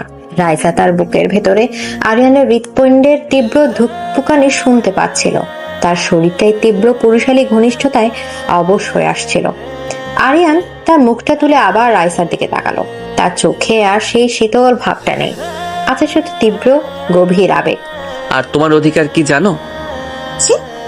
আমার এই যন্ত্রণার ভাগ নেওয়া, আমার এই অন্ধকার জগতের একমাত্র আলো হওয়ার অধিকার শুধু তোমার। কথা শেষ করে সে আবার রাইসাকে চুম্বন করতে লাগলো। এবার রাইসার বাধা দিল না। তার সমস্ত ভয়, সমস্ত দ্বিধা যেন এই তীব্র আবেগের আগুনে পড়ে ছাই হয়ে যাচ্ছিল। সে তার স্বামী সে ভয়ঙ্কর কিন্তু আকর্ষণীয় ভালোবাসার কাছে আত্মসমর্পণ করলো। আরিয়ান যখন রাইসাকে ছাড়লো তখন দুজনেই হাঁপাচ্ছিল। আরিয়ান তার কপালটা রাইসার কপালের সাথে ঠেকিয়ে রাখলো। তার সেই দেবিল সুলভ রূপটা উধাও। সেই জায়গায় ফুটে উঠেছে এক ক্লান্ত বিধ্বস্ত মুখ। আমাকে ছুঁয়ো না রাইসা, আমার ভেতরটা বিষে ভরা, আমার অতীতটা একটা অভিশাপ। সেই অভিশাপের ছোঁয়া আমি তোমাকে লাগতে দিতে চাই না। এই প্রথমবার আরিয়ান তার দুর্বলতা প্রকাশ করলো। তার এই কথায় রাইসা বুঝতে পারলো দুপুরে তারে পালিয়ে যাওয়ার কারণ রাগ ছিল না, ছিল ভয়। তাকে নিজের অন্ধকার অতীত থেকে রক্ষা করার ভয়। এখন যাও এখান থেকে। আরিয়ান ঘুরে দাঁড়িয়ে ঘরের অন্য প্রান্তে চলে যেতে চাইলো, যেন সে আবার নিজের চারপাশে সেই অদৃশ্য দেয়ালটা তুলে নিতে চাইছে। কিন্তু এবার রাইসা তাকে পালাতে দিল না। রাইসা দ্রুত এগিয়ে গিয়ে আরিয়ানের হাতটা ধরে ফেলে। পালাবেন না। আরিয়ানের বলিষ্ঠ শরীরটা থেমে গেল। সে ঘুরে তাকালো না, কিন্তু তার হাতটাও ছাড়িয়ে নিল না। সে শুধু স্থির হয়ে দাঁড়িয়ে রইল। স্টাডি রুমে সে আবছা আলোয় ভাঙা কাঁচের টুকরোগুলোর মাঝে রাইসা তার টেবিল স্বামীর হাতটা শক্ত করে ধরে দাঁড়িয়ে রইল। এই প্রথমবার শিকারী তার শিকারীর হাত ধরে তাকে থামতে বলছে। এই প্রথমবার খাঁচার পাখিটা তার জেলরের ক্ষতটাকে ছুঁয়ে দেখতে চাইছে। আর তাদের দুজনের মধ্যে থাকা সম্পর্কের সমীকরণটা সেই মুহূর্তে এক নতুন জটিল এবং তীব্র রোমান্টিক দিকে মোড় নিল। আরিয়ানের হাতটা ধরে ফেলে রাইসা যেন এক ঘুমন্ত সিংহকে জাগিয়ে তুলেছিল। আরিয়ান স্থির হয়ে দাঁড়িয়েছিল, তার চওড়া পিঠটা রাইসার দিকে। ঘরে গামছা অন্ধকারে তার ছায়াটা এমন ভাবে দেয়ালে পড়েছিল যেন এক আহত দৈত্য দাঁড়িয়ে আছে। হাত ছাড়ো রাইসা। না। আমার কথা শুনতে পাওনি? বললাম হাত ছাড়ো, না হলে। না হলে কি? আবার আমাকে কষ্ট দেবেন? দিন, আপনার দেওয়া কষ্ট এখন আমার অভ্যাস হয়ে গেছে। কিন্তু আজ আমি আপনার ভেতরের কষ্টটার কারণ না জেনে এখান থেকে এক পাও নড়ব না। রাইসা এই অপ্রত্যাশিত দৃঢ়তার আরিয়ানের বলিষ্ঠ শরীরটা যেন কেঁপে উঠল। সে ধীরে ধীরে রাইসার দিকে ঘুরল। তার চোখ দুটো ছিল যন্ত্রণায় লাল। সেই চোখে আর আগে সেই টেবিল সুলভ শাসন ছিল না, ছিল এক গভীর বিধ্বস্ত অসহায়ত্ব। তুমি কি জানতে চাও আমার এই অভিশপ্ত জীবনের কথা, যে জীবনে শুধু অন্ধকার আর অনুশোচনা ছাড়া আর কিছুই নেই? আমি সেই অন্ধকারেই আলো হয়ে থাকতে চাই। রাইসার মুখ থেকে কথাটা নিজের অজান্তেই বেরিয়ে এলো। কথাটা শোনার পর আরিয়ানের চেহারার কঠিন ভাবটা যেন এক মুহূর্তে ভেঙে পড়ল। সে আর নিজেকে ধরে রাখতে পারল না। সে পাশের একটা সোফায় বসে পড়ল এবং দুই হাতে নিজের মুখটাও ঢেকে ফেলল। তার চওড়া কাঁধটা আবেগের তীব্রতায় অল্প অল্প কাঁপছিল। যে মানুষটি কয়েকদিন ধরে তার উপর স্টিম রোলারের মতো শাসন চালিয়েছে, আজ তার এই ভেঙে পড়া রূপটা দেখে রাইসার ভেতরটা মোচড় দিয়ে উঠল। তার সমস্ত ভয়, সমস্ত রাগ ধুয়ে গিয়ে সেই জায়গায় জন্ম নিল এক তীব্র মায়া। রাইসা ধীর পায়ে এগিয়ে গেল। সে আরিয়ানের সামনে মেঝেতে হাঁটু গেড়ে বসলো। তারপর খুব সাবধানে কাঁপা কাঁপা হাতে সে আরিয়ানের মাথা থেকে তার হাতটা সরালো। সে দেখলো আরিয়ানের চোখ দুটো জলে ছল ছল করছে। যে চোখে সে শুধু রাগ আর অধিকার দেখেছে, আজ সেই চোখে সে দেখলো সমুদ্রের মতো গভীর কষ্ট। প্লিজ বলুন কি হয়েছে আপনার সাথে। আমাকে আপনার কষ্টের ভাগ নিতে দিন। তুমি ভাগ নিতে পারবে না রাইসা, এই ভার অনেক বেশি। এই ভার আমাকে গত 7 বছর ধরে জীবন্ত পুড়িয়ে মারছে। রাইসা কোনো কথা না বলে তার হাতটা বাড়িয়ে আরিয়ানের গালটা আলতো করে স্পর্শ করলো। তার আঙুলের ডগা দিয়ে সে আরিয়ানের চোখের কোণ থেকে গড়িয়ে পড়া এক ফোঁটা জল মুছে দিল। রাইসার এই নরম স্পর্শটা ছিল যেন শেষ আঘাত। আরিয়ানের সমস্ত নিয়ন্ত্রণ ভেঙে গেল। সে এক ঝটকায় রাইসাকে নিজের বুকের কাছে টেনে নিল। সে রাইসাকে জড়িয়ে ধরে তার কাঁধে মুখ গুজল, ঠিক যেমন এক অসহায় শিশু তার মায়ের কাছে আশ্রয় খোঁজে। রাইসা তার পিঠে আরিয়ানের উষ্ণ নিঃশ্বাস আর চোখের জলের ভেজা অনুভূতি পাচ্ছিল। রিয়া, ওর নাম ছিল রিয়া। রাইসা চুপ করে রইল। সে শুধু তার হাতটা আরিয়ানের পিঠের উপর রাখলো, তাকে ভরসা দেওয়ার জন্য। ও ছিল আমার বেস্ট ফ্রেন্ড, আমার খেলার সাথী, আমার চেয়ে 2 বছরের ছোট ছিল, আমার সব পাগলামির একমাত্র সঙ্গী। ওই ছবিটা যেটা তুমি দেখেছিলে, ওটা ওরই ছবি। আরিয়ান বলতে লাগলো সেই ভয়ঙ্কর রাতের কথা। এক বৃষ্টির রাতে তারা গাড়ি নিয়ে লং ড্রাইভে বেরিয়েছিল। গাড়িটা আরিয়ান চালাচ্ছিল। একটা অ্যাক্সিডেন্ট, একটা মারাত্মক অ্যাক্সিডেন্ট। আমার চোখের সামনে গাড়িটা কয়েকবার পল্টি খেলো। আমি ওকে বাঁচাতে পারিনি রাইসা। আমার জন্য, শুধু আমার জন্য ও আজ আর নেই। আমার বুকের এই দাগটা, এটা সেই অ্যাক্সিডেন্টেরই চিহ্ন। এটা আমাকে প্রত্যেক মুহূর্তে মনে করিয়ে দেয় আমি একটা ব্যর্থ মানুষ। আমি আমার সবচেয়ে প্রিয়জনকে রক্ষা করতে পারিনি। আরিয়ানের কনফেশন শুনে রাইসার নিজের চোখ দিয়েও জল গড়িয়ে পড়ছিল। সে বুঝতে পারছিল আরিয়ানের এই ডেভিল হয়ে ওঠার পেছনের কারণটা। সে ভালোবাসার মানুষকে হারানোর ভয়ে এতটা আতঙ্কিত যে সে তার নতুন ভালোবাসাকে এক ভয়ঙ্কর খাঁচায় বন্দি করে রক্ষা করতে চায়। আরিয়ান রাইসার কাঁধ থেকে মুখটা তুলল। তার চোখ দুটো লাল, মুখটা ভেজা। সে রাইসার দিকে এমন ভাবে তাকালো যেন রাইসাই তার জীবনের শেষ আশ্রয়। সে ধীরে ধীরে রাইসার মুখের দিকে ঝুঁকলো। রাইসা এবার বাধা দিল না, সে চোখ বন্ধ করলো। আরিয়ান তার ঠোঁট দুটো লাগলো রাইসার ঠোঁটের ওপর। এই চুম্বনটা ছিল আগের সবগুলো থেকে আলাদা। এটাতে কোনো জোর ছিল না, ছিল শুধু আত্মসমর্পণ। এটাতে কোনো অধিকার ছিল না, ছিল শুধু আকুতি। এটাতে কোনো শাসন ছিল না, ছিল শুধু ভালোবাসা আর যন্ত্রণা। রাইসা তার স্বামীর সেই কষ্টটাকে অনুভব করার জন্য সাড়া দিল। এটা ছিল তাদের প্রথম ট্রুলি মিউচুয়াল কিস, যে চুম্বনের মাধ্যমে দুটো ভাঙা আত্মা একে অপরের মধ্যে শান্তি খুঁজে নিচ্ছিল। কিছুক্ষণ পর আরিয়ান যখন চুম্বন থেকে সরে এলো, তখন সে রাইসার হাতটা ধরে নিজের হাতের মুঠোয় তুলে নিল। আমি ওকে রক্ষা করতে পারিনি, কিন্তু তোমাকে আমি হারাতে পারবো না রাইসা, কখনো না। সে রাইসার চিবুকটা আলতো করে তুলে ধরলো। তার চোখের দিকে সরাসরি তাকিয়ে বলল, আজ থেকে তুমি শুধু আমার খাঁচার পাখি নও রাইসা, তুমি আমার এই অভিশপ্ত জীবনের একমাত্র শান্তি। আরিয়ানের এই স্বীকারোক্তি, এই আত্মসমর্পণ তাদের সম্পর্কের সমস্ত সমীকরণকে বদলে দিল। রাইসা বুঝতে পারল সে এক ডেভিলের প্রেমে পড়েছে, যে ডেভিল ভালোবাসার জন্য সব জ্বালিয়ে দিতে পারে। আবার সে ভালোবাসার এক নরম স্পর্শে মোমের মতো গলে যেতে পারে। আর এই বিপজ্জনক প্রেম থেকে হয়তো তাদের নতুন এক গল্প শুরু হতে চলেছে। আরিয়ানের শেষ স্বীকারোক্তিটা ছিল এক নতুন ভোরের মতো, যে ভোরের আলোয় রাইসা প্রথমবার তার ডেভিল স্বামীর ভেতরে ক্ষতবিক্ষত মানুষটাকে দেখার সুযোগ পেয়েছিল। সে রাতটা ছিল তাদের জীবনের প্রথম রাত, যেখানে কোনো শাসন ছিল না, ছিল শুধু দুটো ভাঙা আত্মার একে অপরকে খুঁজে পাওয়ার আকুতি। পরদিন সকালে মাস্টার বেডরুমে। রাইসার যখন ঘুম ভাঙলো তখন সে নিজেকে আবিষ্কার করলো এক বলিষ্ঠ বাহুবন্ধনে। আরিয়ান তাকে ঘুমের মধ্যেই নিজের বুকের কাছে জড়িয়ে ধরে রেখেছে। তার নিঃশ্বাসের উষ্ণতা রাইসার ঘাড়ে এসে পড়ছিল। এই প্রথমবার ঘুম ভাঙার পর আরিয়ানের উপস্থিতি তার কাছে ভয়ের কারণ মনে হলো না, বরং এক অদ্ভুত নিরাপত্তা বোধে তার মনটা ভরে গেল। সে নাড়াচাড়া না করে চুপচাপ শুয়ে আরিয়ানের ঘুমন্ত মুখটার দিকে তাকিয়ে রইল। ঘুমের মধ্যেই মানুষটার কতটা শান্ত আর নিষ্পাপ দেখায়।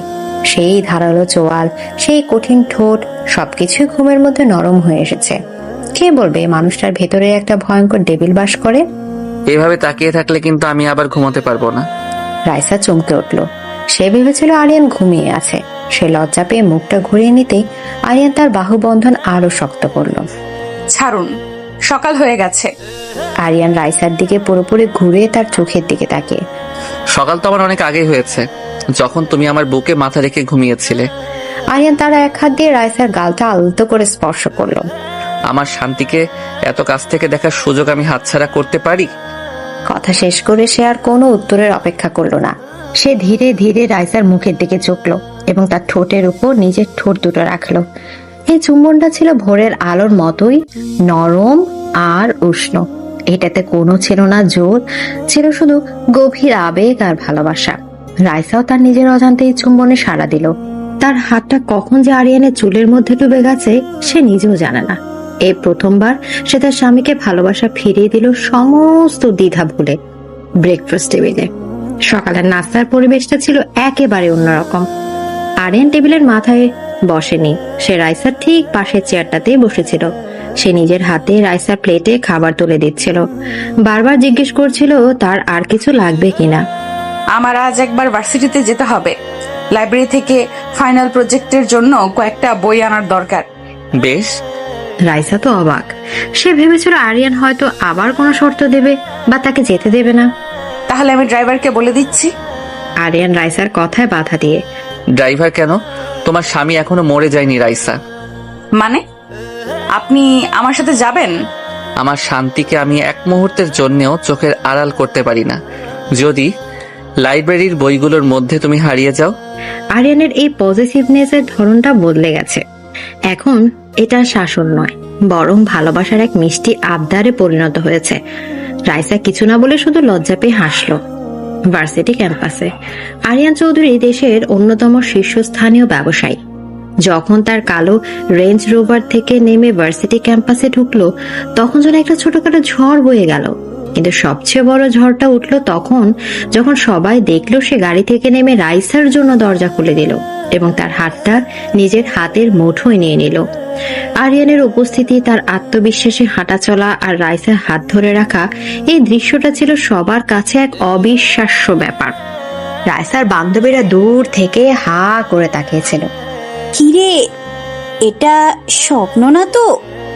এই লোকটা তোর সে ডেভিল বর? এই তো দেখি পুরাই হিরো হয়ে গেছে। চুপ কর।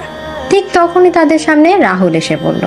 সে আরিয়ানকে দেখে ভয়ে এক পা পিছিয়ে যেতে চাইলো, কিন্তু আরিয়ান তার দিকে তাকিয়ে একটা সৌজন্যমূলক হাসি দিল। হ্যালো রাহুল, আশা করি ভালো আছো।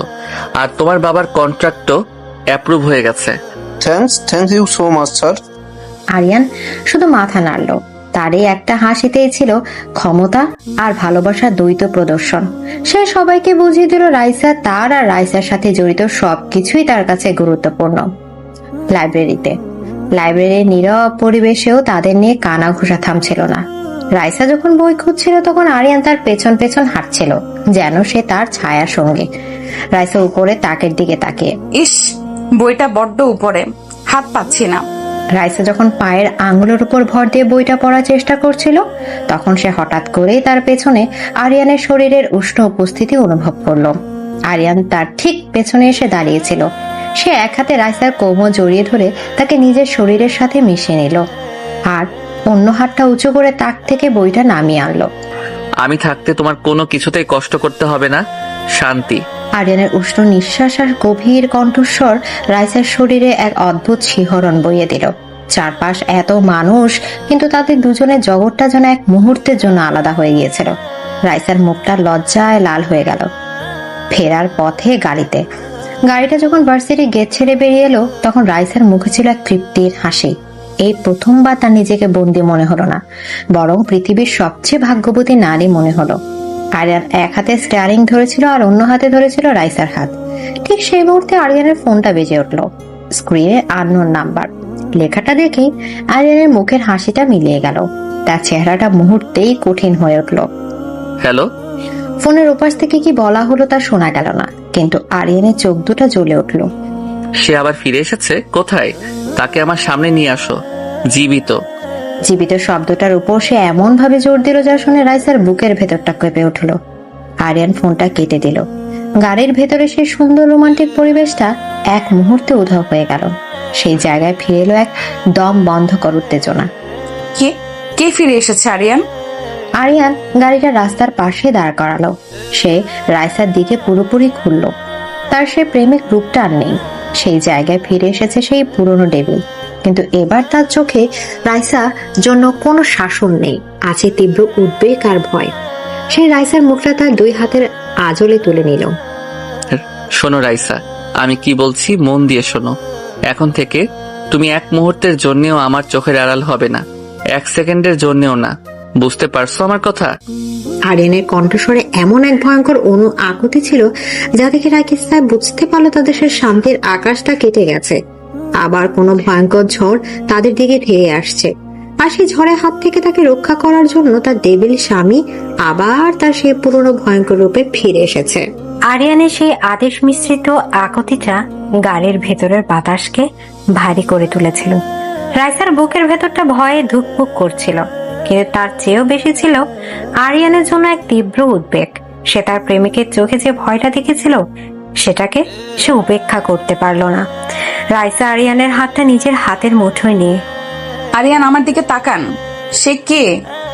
সে কিসের বিপদ? আমাকে বলুন প্লিজ। আরিয়ান সামনের দিকে তাকিয়ে স্টিয়ারিং হুইলটা শক্ত করে ধরে। তোমার এসব জানার দরকার নেই রাইসা। তুমি শুধু জানবে এখন থেকে তুমি আমার অনুমতি ছাড়া এক পাও নড়বে না। না, আমাকে জানতে হবে। আপনি আমাকে আপনার শান্তি বলেছেন, তাহলে আপনার অশান্তির কারণটা জানার অধিকার কি আমার নেই? আমাকে আপনার দুর্বলতা ভাববেন না আরিয়ান, আমাকে আপনার শক্তি বানান। রাইসার এই অপ্রত্যাশিত কথায় আরিয়ান চমকে তার দিকে তাকালো। রাইসার চোখে সে ভয় নয়, দেখলো এক দৃঢ় আস্থার ভালোবাসা। যে মেয়েটা কিছুদিন আগেও তাকে ভয় পেত, আছে তার পাশে দাঁড়ানোর শক্তি দেখাচ্ছে। আরিয়ানের সে ডেভিল সুলভ কঠিন মুখটা এক মুহূর্তের জন্য নরম হয়ে এলো। বাড়িতে চলো, সব বলছি। চৌধুরী মেনশনে বাড়িতে ঢোকার মুখেই রাইসা বুঝতে পারলো পরিবেশটা বদলে গেছে। গেটের সামনে সিকিউরিটি গার্ডের সংখ্যা দ্বিগুণ।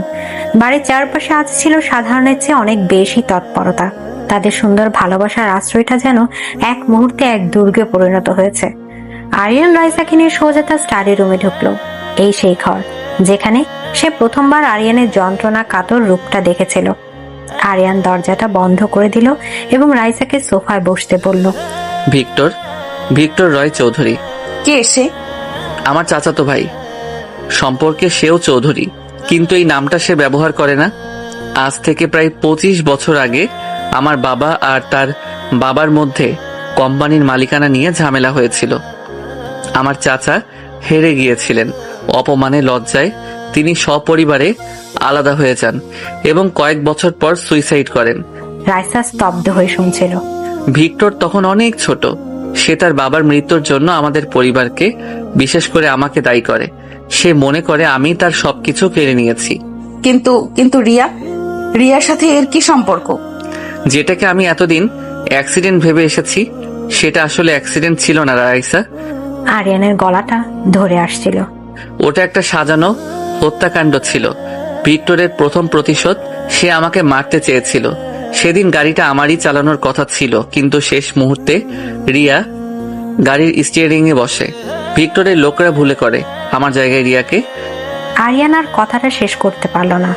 তার সমস্ত শরীরটা কাঁপছিল। রাইসা ছুটে গিয়ে আরিয়ানের পাশে বসলো।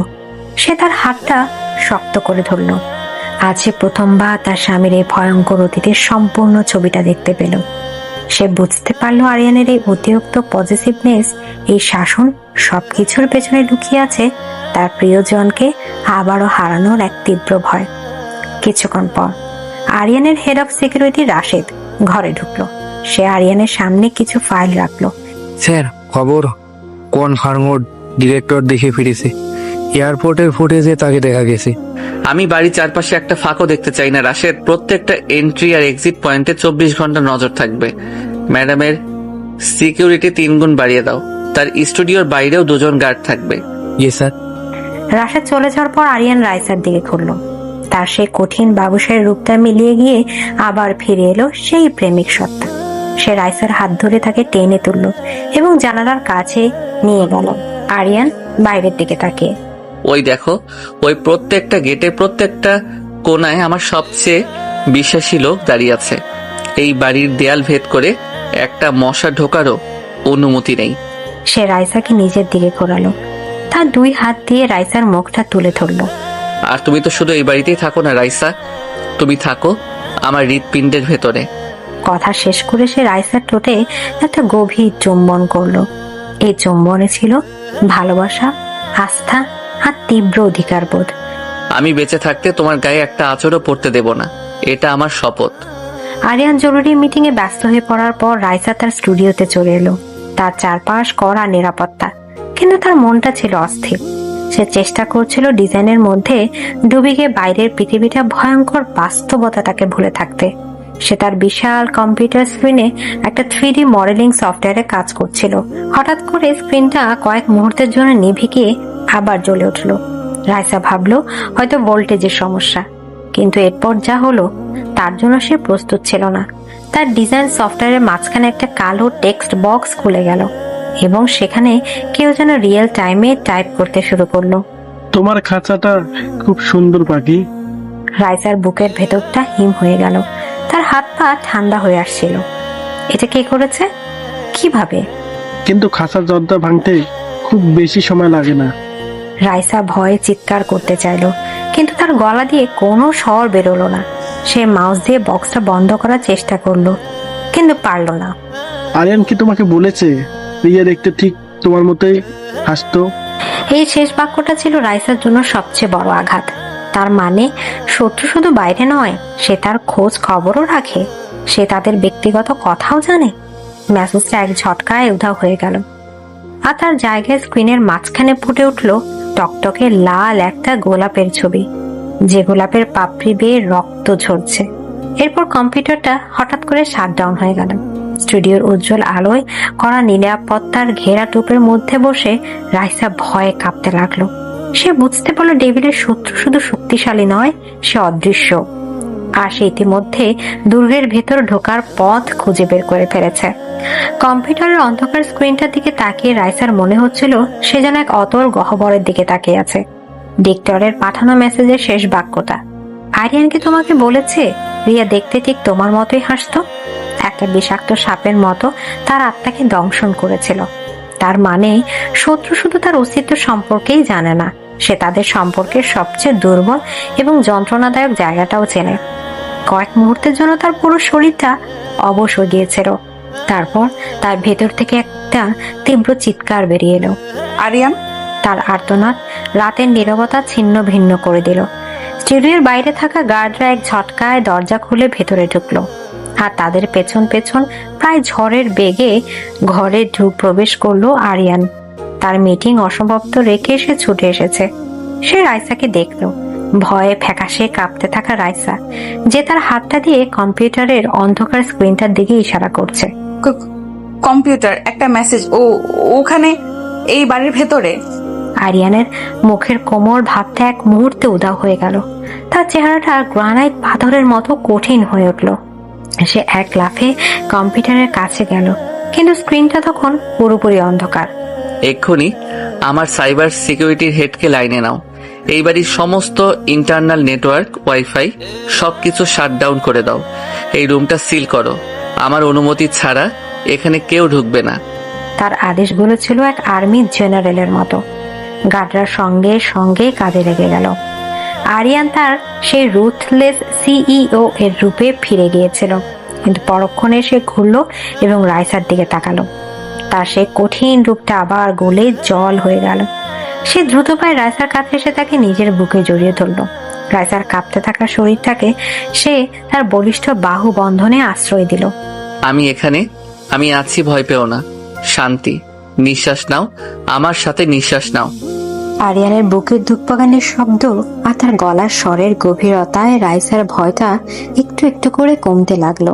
সে তার স্বামীর শার্টটা খামচে ধরে রইল, যেন এটাই তার একমাত্র আশ্রয়। মাস্টার বেডরুমে আরিয়ান এক মুহূর্তের জন্য রাইসাকে একা ছাড়েনি।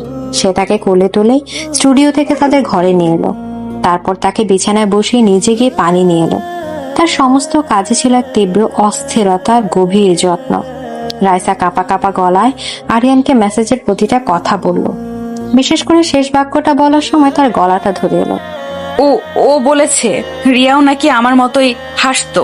ও কিভাবে এত কিছু জানে আরিয়ান? রিয়ার নামটা রাইসার সাথে তার সাদৃশ্যের কথাটা শুনে আরিয়ানের চোখে এক ঝলক তীব্র যন্ত্রণা ফুটে উঠে মিলিয়ে গেল। সেই জায়গাটা দখল করে নিল এক হিমশীতল ভয়ঙ্কর ক্রোধ। সে বুঝতে পারছিল ডিক্টর শুধু তার ব্যবসার আঘাত হানতে চায় না, সে তার সবচেয়ে দুর্বল জায়গায়, তার ক্ষত বিক্ষত অতীতে আঘাত করতে চায়।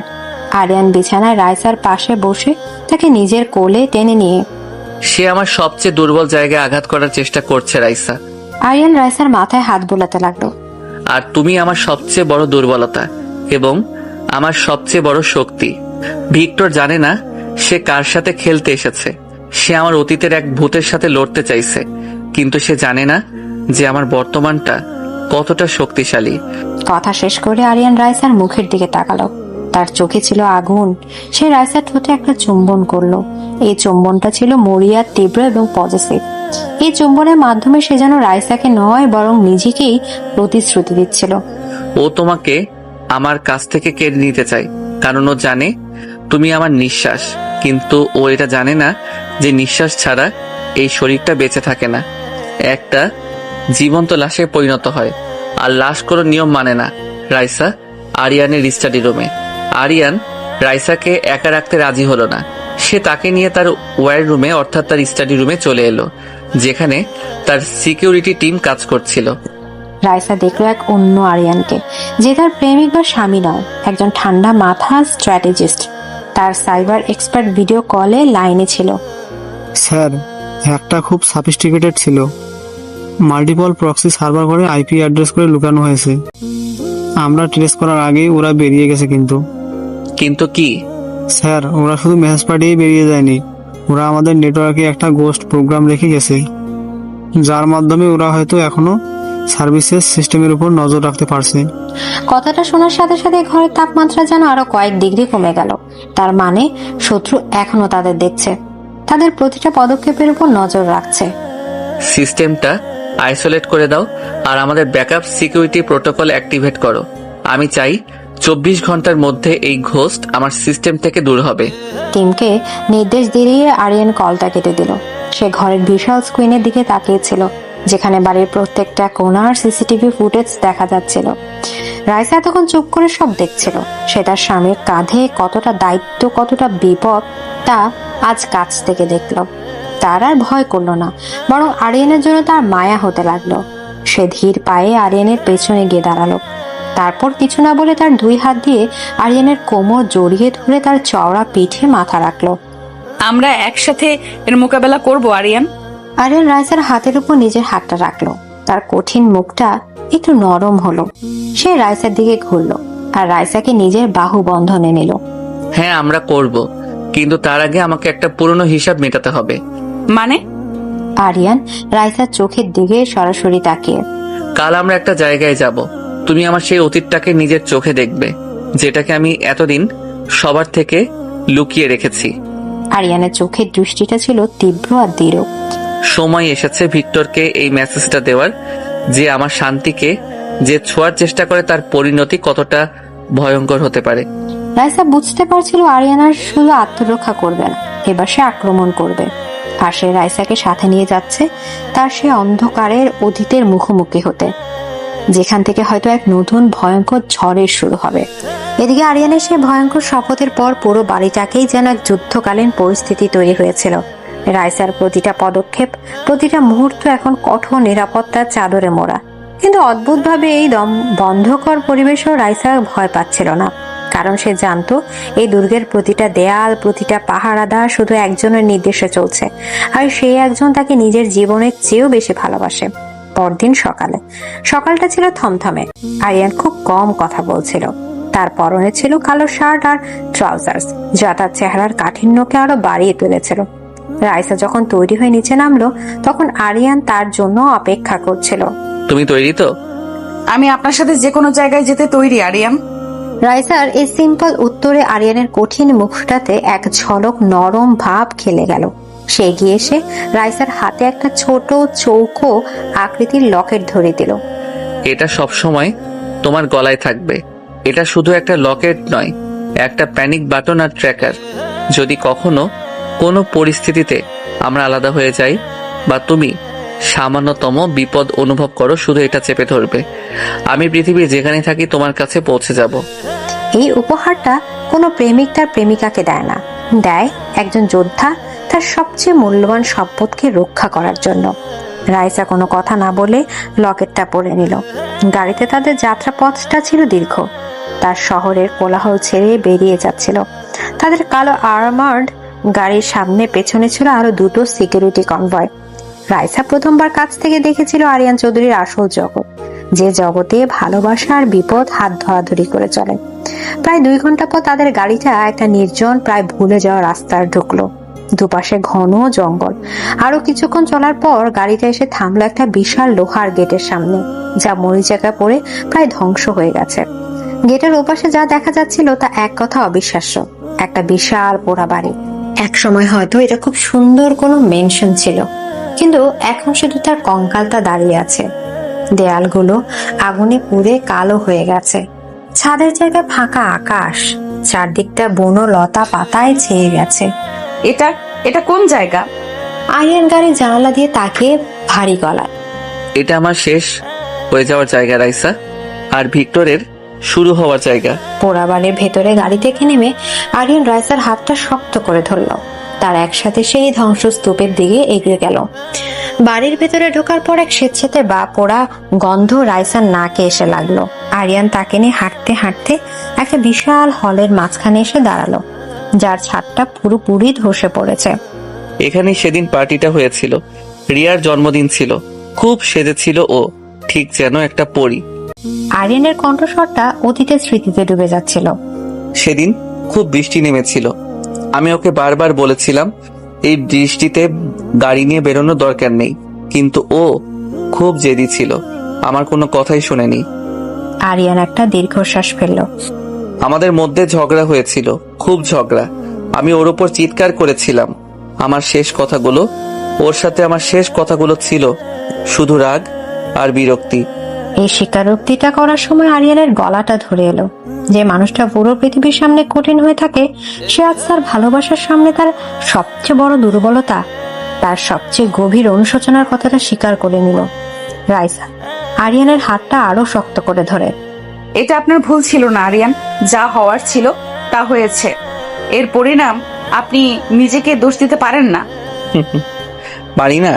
আমি যদি সেদিন ওর সাথে ওইভাবে ঝগড়া না করতাম, তাহলে হয়তো ও জেদ করে গাড়িটা নিয়ে বের হতো না। আমি যদি ওর পিছু পিছু যেতাম, তাহলে হয়তো। রাইসা আরিয়ানের কষ্টটা সহ্য করতে পারছিল না। সে আরিয়ানকে থামিয়ে দিয়ে তাকে নিজের বুকের কাছে জড়িয়ে ধরলো।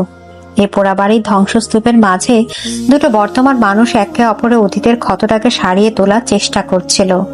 এই পোড়াবাড়ির ধ্বংসস্তূপের মাঝে দুটো বর্তমানে মানুষ একে অপরের অতীতের ক্ষতটাকে সারিয়ে তোলার চেষ্টা করছিল। কিছুক্ষণ পর রাইসার স্পর্শে আরিয়ান ধীরে ধীরে শান্ত হলো। তা সে যন্ত্রণাকাতর ভাবটা কেটে গিয়ে সেই জায়গায় ফিরে এলো এক শীতল দৃঢ় সংকল্প। আমি জানি ভিক্টর আমাদের দেখছে। কিভাবে? এই জায়গাটা ওর কাছে একটা ট্রফির মতো, যে জায়গায় সে প্রথমবার আমাকে হারাতে পেরেছিল। আমি নিশ্চিত এই ধ্বংস স্তূপের প্রতিটি কোণায় ওর চোখ লুকানো আছে, হয়তো কোনো ড্রোন বা হিডেন ক্যামেরা। কথাগুলো বলে আরিয়ান রাইসাকে নিয়ে হলের এমন একটা জায়গায় দাঁড়ালো যেখানটা সবচেয়ে বেশি উন্মুক্ত। সে এমন ভাবে দাঁড়ালো যেন সে জেনে শুনে নিজেকে এবং রাইসাকে শত্রুর ক্যামেরার সামনে প্রদর্শন করছে। তারপর সে যা করলো তা ছিল ভিক্টরের জন্য একরকম চরম বার্তা। আরিয়ান তার 2 হাত দিয়ে রাইসার মুখটা তুলে ধরলো। তারপর সে ধ্বংস আর মৃত্যুর স্মৃতি বিজড়িত জায়গায় দাঁড়িয়ে তার অদৃশ্য শত্রুর চোখের সামনে সে রাইসার ঠোঁটে একটা গভীর, তীব্র এবং আবেগী চুম্বন করলো। এই চুম্বনটা ছিল একটা ঘোষণা। এটা ছিল ছাই থেকে জেগে ওঠা ফিনিক্স পাখির মতো। এই চুম্বনের মাধ্যমে আরিয়ান তার শত্রুকে বুঝিয়ে দিল, তুমি আমার কাছ থেকে আমার অতীত কেড়ে নিয়েছিলে, কিন্তু আমার বর্তমানকে তুমি স্পর্শ করতে পারবে না। চুম্বন থেকে সরে এসে আরিয়ান রাইসাকে নিজের বুকের কাছে আগলে রাখলো। তারপর সে সরাসরি সামনের দিকে তাকালো, যেন সে অদৃশ্য কোনো ক্যামেরার লেন্সের দিকেই তাকিয়ে আছে। তার চোখে ছিল শীতল আগুন। দেখছিস ভিক্টর, তুই আমার কাছ থেকে আমার অতীত কেড়ে নিয়েছিলি সত্যি, কিন্তু আমার বর্তমান আর আমার ভবিষ্যৎ দুটোই এখানে আমার বাহু বন্ধনে দাঁড়িয়ে আছে। সে এক মুহূর্তের জন্য থামলো। আর ওর গায়ে একটা আঁচড় লাগার আগে আমি তোকে পাতালে থেকেও খুঁজে বের করব, and this time I won't fail. কথাগুলো শেষ করে আরিয়ান এক মুহূর্ত সেখানে দাঁড়ালো না। সে রাইসাকে প্রায় নিজের শরীরের সাথে মিশিয়ে নিয়ে সেই পোড়া বাড়ি থেকে বেরিয়ে গেল। পেছনে ফেলে এলো তার অতীতের ছাই, আর বাতাসে ছড়িয়ে দিল তার ভবিষ্যতের জন্য এক ভয়ঙ্কর যুদ্ধের ঘোষণা। পোড়া বাড়ি থেকে ফেরার পুরো পথটা গাড়ির ভেতর ছিল এক অদ্ভুত নীরবতা, কিন্তু এটা সেই আগের দম বন্ধকর নীরবতা ছিল না। এই নীরবতার মধ্যে ছিল উত্তেজনা, সংকল্প আর দুজনের একে অপরের প্রতি গভীর আস্থা। আরিয়ান স্টিয়ারিং ধরেছিল, তার চোখ ছিল রাস্তার উপর, কিন্তু তার পুরো মনোযোগটা ছিল তার পাশে বসে থাকা রাইসার দিকে। আর রাইসা তাকিয়েছিল আরিয়ানের দিকে, যে মানুষটা কিছু ঘন্টা আগেও তার কাছে ছিল এক ভয়ঙ্কর রহস্য, আর এখন সে তার জীবনের সবচেয়ে খোলা পাতা। আপনি যা করলেন ওটা কি ঠিক ছিল? ভিকটিমকে ওভাবে সরাসরি উস্কে দেওয়াটা? ভুল বা ঠিকের সময় এখন আর নেই রাইসা, এখন শুধু জয় আর পরাজয়ের প্রশ্ন। এতদিন ও ছায়ার আড়াল থেকে আমার সাথে খেলছিল, আজ আমি ওকে বাধ্য করলাম সেই ছায়া থেকে বেরিয়ে আসতে। লুকোচুরি খেলা শেষ হবে সামনাসামনি। রাইসা আরিয়ানের হাতটা নিজের হাতের উপর রেখে, এই যুদ্ধে আমিও আপনার সাথে আছি আরিয়ান। রাইসার এই কথা এবং তার স্পর্শে আরিয়ানের কঠিন মুখটা একটু নরম হয়ে এলো। আমাকে বলুন, আমি আপনাকে কিভাবে সাহায্য করতে পারি? আমাকে শুধু আগলে রাখার চেষ্টা করবেন না, আমাকে আপনার সঙ্গী বানান। তুমি আমার পাশে আছো, এটাই আমার সবচেয়ে বড় শক্তি। কিন্তু আমি জানি তুমি শুধু পাশে দাঁড়িয়ে দেখার জন্য জন্মাওনি, তোমার বুদ্ধি আর সাহস দুটোই আছে। আরিয়ান রাইসার হাতের উপর নিজের হাতটা রেখে হালকা চাপ দিয়ে, আরিয়ানের এই স্বীকৃতি রাইসার মনে এক নতুন আত্মবিশ্বাস এনে দিল। সে আর শুধু একজন রক্ষিতা নয়, সে এই যুদ্ধের একজন সৈনিক। চৌধুরী মেনশনে ওয়ার রুমে বাড়িতে ফিরতেই আরিয়ান তার হেড অফ সিকিউরিটি রাশেদকে নিয়ে তার ওয়ার রুমে বসে গেল। এবার সে রাইসাকেও সাথে নিয়ে বসলো। ঘরের বিশাল ডিজিটাল স্ক্রিনে তখন চৌধুরী মেনশনে ব্লুপ্রিন্ট, সিকিউরিটি লেআউট এবং গার্ডদের পজিশন দেখাচ্ছিল। স্যার, এই ডিরেক্টরের সব পরিচিত আস্তানায় আমরা নজর রাখছি, কিন্তু সে খুব দ্রুত সে নিজের কোনো চিহ্নই রাখছে না। ও নিজের চিহ্ন রাখবে না রাশেদ, ও অন্য কাউকে ব্যবহার করবে, এমন কাউকে যাকে আমরা সন্দেহ করতে পারবো না। রাইসা চুপ করে সব শুনছিল। তার চোখ ছিল স্ক্রিনে ভেসে থাকা বাড়ির বিশাল ব্লু প্রিন্টের উপর। একজন আর্কিটেক্ট হিসেবে একটা বাড়ির গঠন, তার গোপন পথ, তার দুর্বল জায়গাগুলো তার চেয়ে ভালো আর কেউ জানে না। ভিকটিম যদি বাইরে থেকে আক্রমণ করতে না পারে আর ভেতরের নেটওয়ার্কও যদি আপনার নিয়ন্ত্রণে থাকে, তাহলে সে এমন কোনো পথ ব্যবহার করবে যা আপনাদের এই ডিজিটাল ম্যাপে নেই। রাইসা স্ক্রিনের একটি নির্দিষ্ট জায়গায় আঙুল রেখে, এই যে পুরনো স্টোর রুমটা, যেটা এখন প্রায় ব্যবহারই হয় না, এটার পাশেই তো বাড়ির পুরনো ওয়াটার ড্রেজিং সিস্টেমের মূল লাইনটা গেছে। এই লাইনটা প্রায় 500 বছরের পুরনো। এটা কি এখনো কার্যকর আছে? না ম্যাডাম, 10 বছর আগেই ওটা বন্ধ করে নতুন সিস্টেম করা হয়েছে।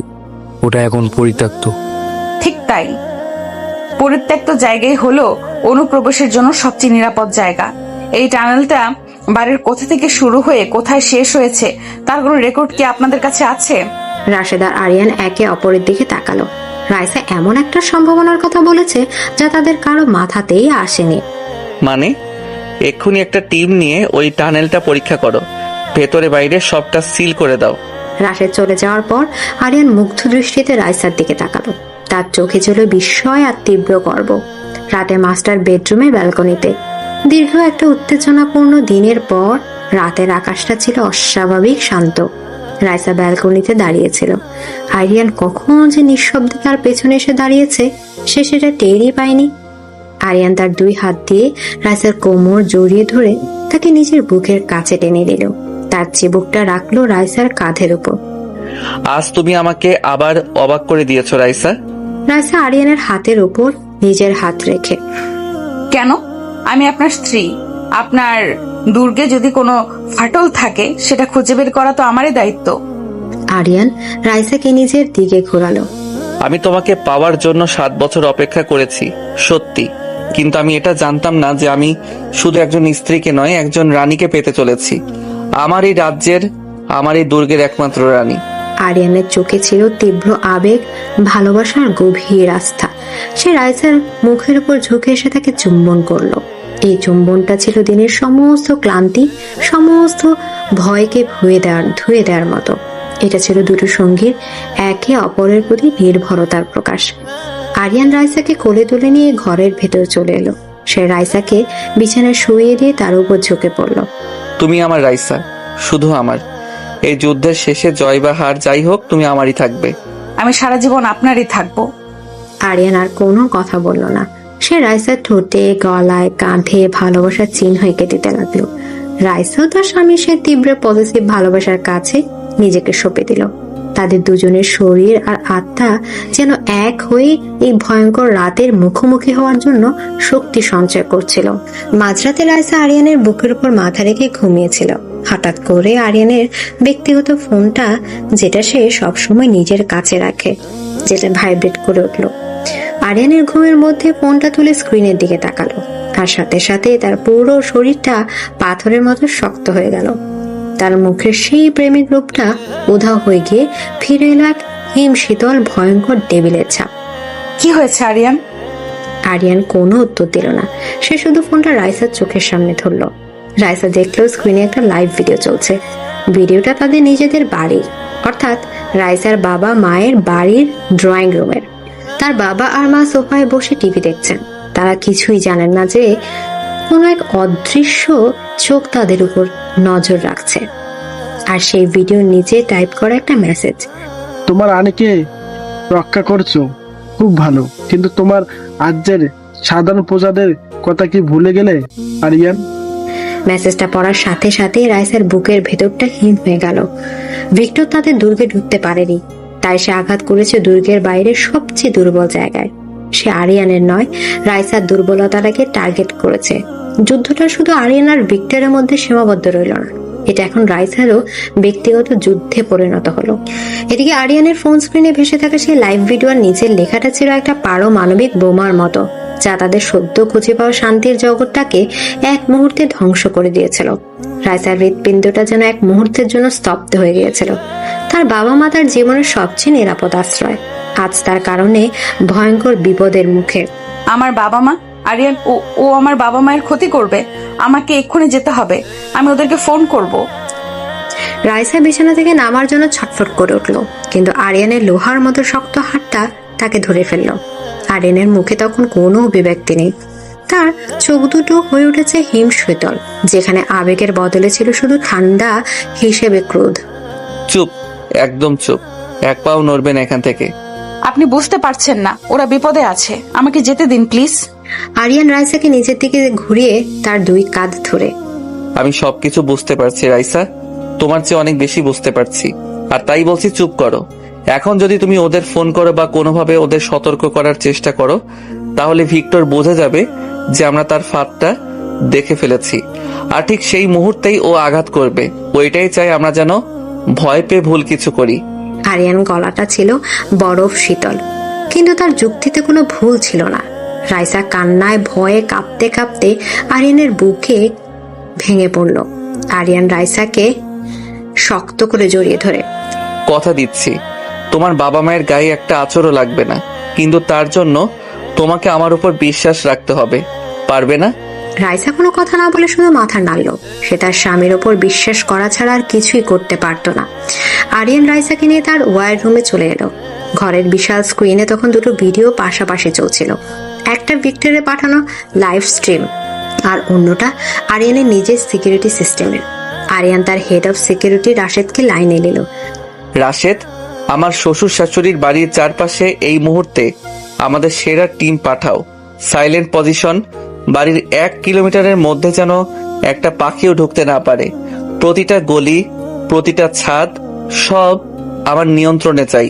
রাশেদ ফোনের ওপাশ থেকে, স্যার, ওখানে আমাদের 2জন লোক তো আগেই থেকেই আছে।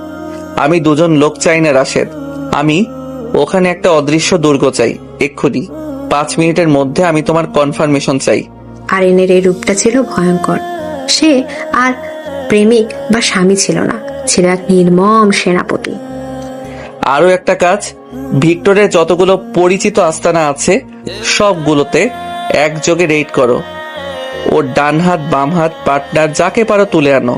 কাল সকালের সূর্য ওঠার আগে আমার টেবিলে ভিক্টরের বিরুদ্ধে একটা শক্তিশালী লিভারেজ চাই। I don't care how you do it, just get it done. Raisa স্তব্ধ হয়ে তার স্বামীর এক ডেভিল রূপটা দেখছিল, যে মানুষটা তার জন্য পুরো পৃথিবীটা উলটপালট করে দিতে পারে। সে তার ভালোবাসাকে রক্ষা করার জন্য কতটা ভয়ঙ্কর হতে পারে তা সে আজ নিজের চোখে দেখেছিল। সে রাতটা ছিল তাদের জীবনের সবচেয়ে দীর্ঘ রাত। তারা দুজনেই ওয়্যার রুমে বসেছিল, স্ক্রিনে তার বাবা মাকে দেখছিল, যারা তাদের উপর ঘনিয়ে আসা বিপদ সম্পর্কে কিছুই না জেনে নিশ্চিন্তে টিভি দেখছিলেন, রাতের খাবার খাচ্ছিলেন। আরিয়ান রাইসাকে এক মুহূর্তের জন্য নিজের কাছ থেকে আলাদা করেনি। সে তাকে নিজের পাশে বসিয়ে রেখেছিল, তার হাতটা শক্ত করে ধরে রেখেছিল। সময় যত গড়াচ্ছিল, রাইসার ভেতরের ভয়টা ধীরে ধীরে এক শীতল ক্রোধে পরিণত হচ্ছিল। রাইসা স্ক্রিনের দিকে তাকিয়ে কঠিন গলায়, ও শুধু আপনার শত্রু নয় আরিয়ান, যে আমার নিরপরাধ বাবা মাকে তার নোংরা খেলার খুঁটি বানিয়েছে, সে আমারও শত্রু। আমি ওকে ছাড়বো না। রাইসার কণ্ঠস্বরের দৃঢ়তায় আরিয়ান তার দিকে তাকালো। সে রাইসার চোখে ভয় নয়, দেখলো এক বাঘিনীর হিংস্রতা। এটাই তো আমি চাই। আমার রানী শুধু রাজ্য সামলায় না, সে লড়তেও জানে। এই ভয়ঙ্কর বিপদের মুহূর্তেও তাদের মধ্যে জন্ম নিয়েছিল এক নতুন আরো গভীর বোঝাপড়া। তারা এখন আর শুধু স্বামী স্ত্রী নয়, তারা ছিল এক যুদ্ধের দুই সঙ্গী।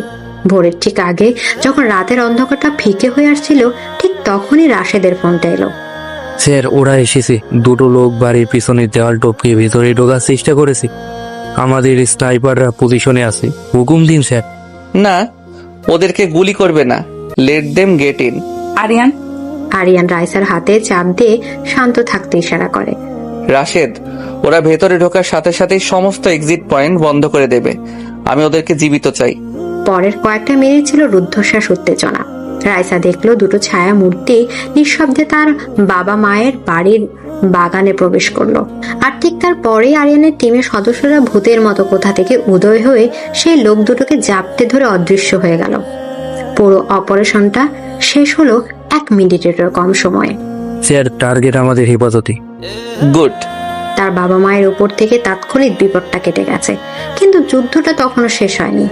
আরিয়ান তার সেই এনক্রিপ্টেড ফোনটা তুলে নিল। তারপর সে ভিক্টরের সেই অজানা নম্বরে একটা মেসেজ টাইপ করতে শুরু করলো। টাইপ করার পর সে ফোনটা রাইসার দিকে ধরলো।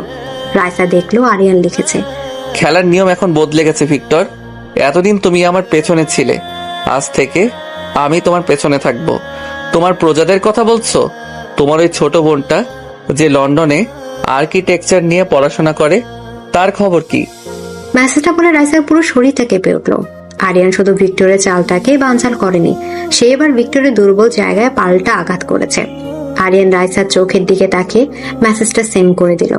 রাইসা দেখলো তার স্বামীর চোখে এক ভয়ঙ্কর প্রতিশোধের আগুন, যে আগুন বলছে এই ডেভিল তার ভালোবাসাকে রক্ষা করার জন্য শুধু প্রতিপক্ষকে হারাতে রাজি নয়, সে প্রতিপক্ষের মতো একই রকম নিষ্ঠুর হতেও এক মুহূর্তের জন্য দ্বিধা করবে না।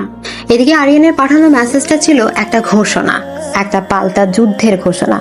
ওয়্যার রুমের এই শীতল নীরবতার মধ্যে রাইসা তার স্বামীর মুখের দিকে তাকিয়েছিল, যে মুখে কয়েক মুহূর্তে আগেও ছিল তার বাবা মাকে নিয়ে তীব্র উদ্বেগ। সেই মুখে এখন ফুটে উঠেছে এক শিকারীর হিংস্রতা, যে তার প্রতিপক্ষের দুর্বল জায়গাটা খুঁজে পেয়েছে। আরিয়ান, আপনি সত্যি ওর বোনের? আরিয়ান রাইসার দিকে না তাকিয়ে তার চোখ ফোনের স্ক্রিনে। ও তোমার বাবা মাকে টার্গেট করেছিল রাইসা। ও খেলার সমস্ত নিয়ম ভেঙে দিয়েছে। যুদ্ধে জিততে হলে শত্রুর মতো করেই ভাবতে হয়, শত্রুর চালে তাকেই মাত দিতে হয়। কিন্তু কিন্তু এতে আপনার আর ওর মধ্যে তফাৎটা কি রইলো? একজন নিরপরাধ মেয়েকে। রাইসারের প্রশ্নে আরিয়ান এবার তার দিকে সরাসরি তাকালো। তার চোখে রাগ ছিল না, ছিল এক গভীর বোঝাপড়া। আরিয়ান রাইসার কাছে এসে তার গালটা আলতো করে ধরে।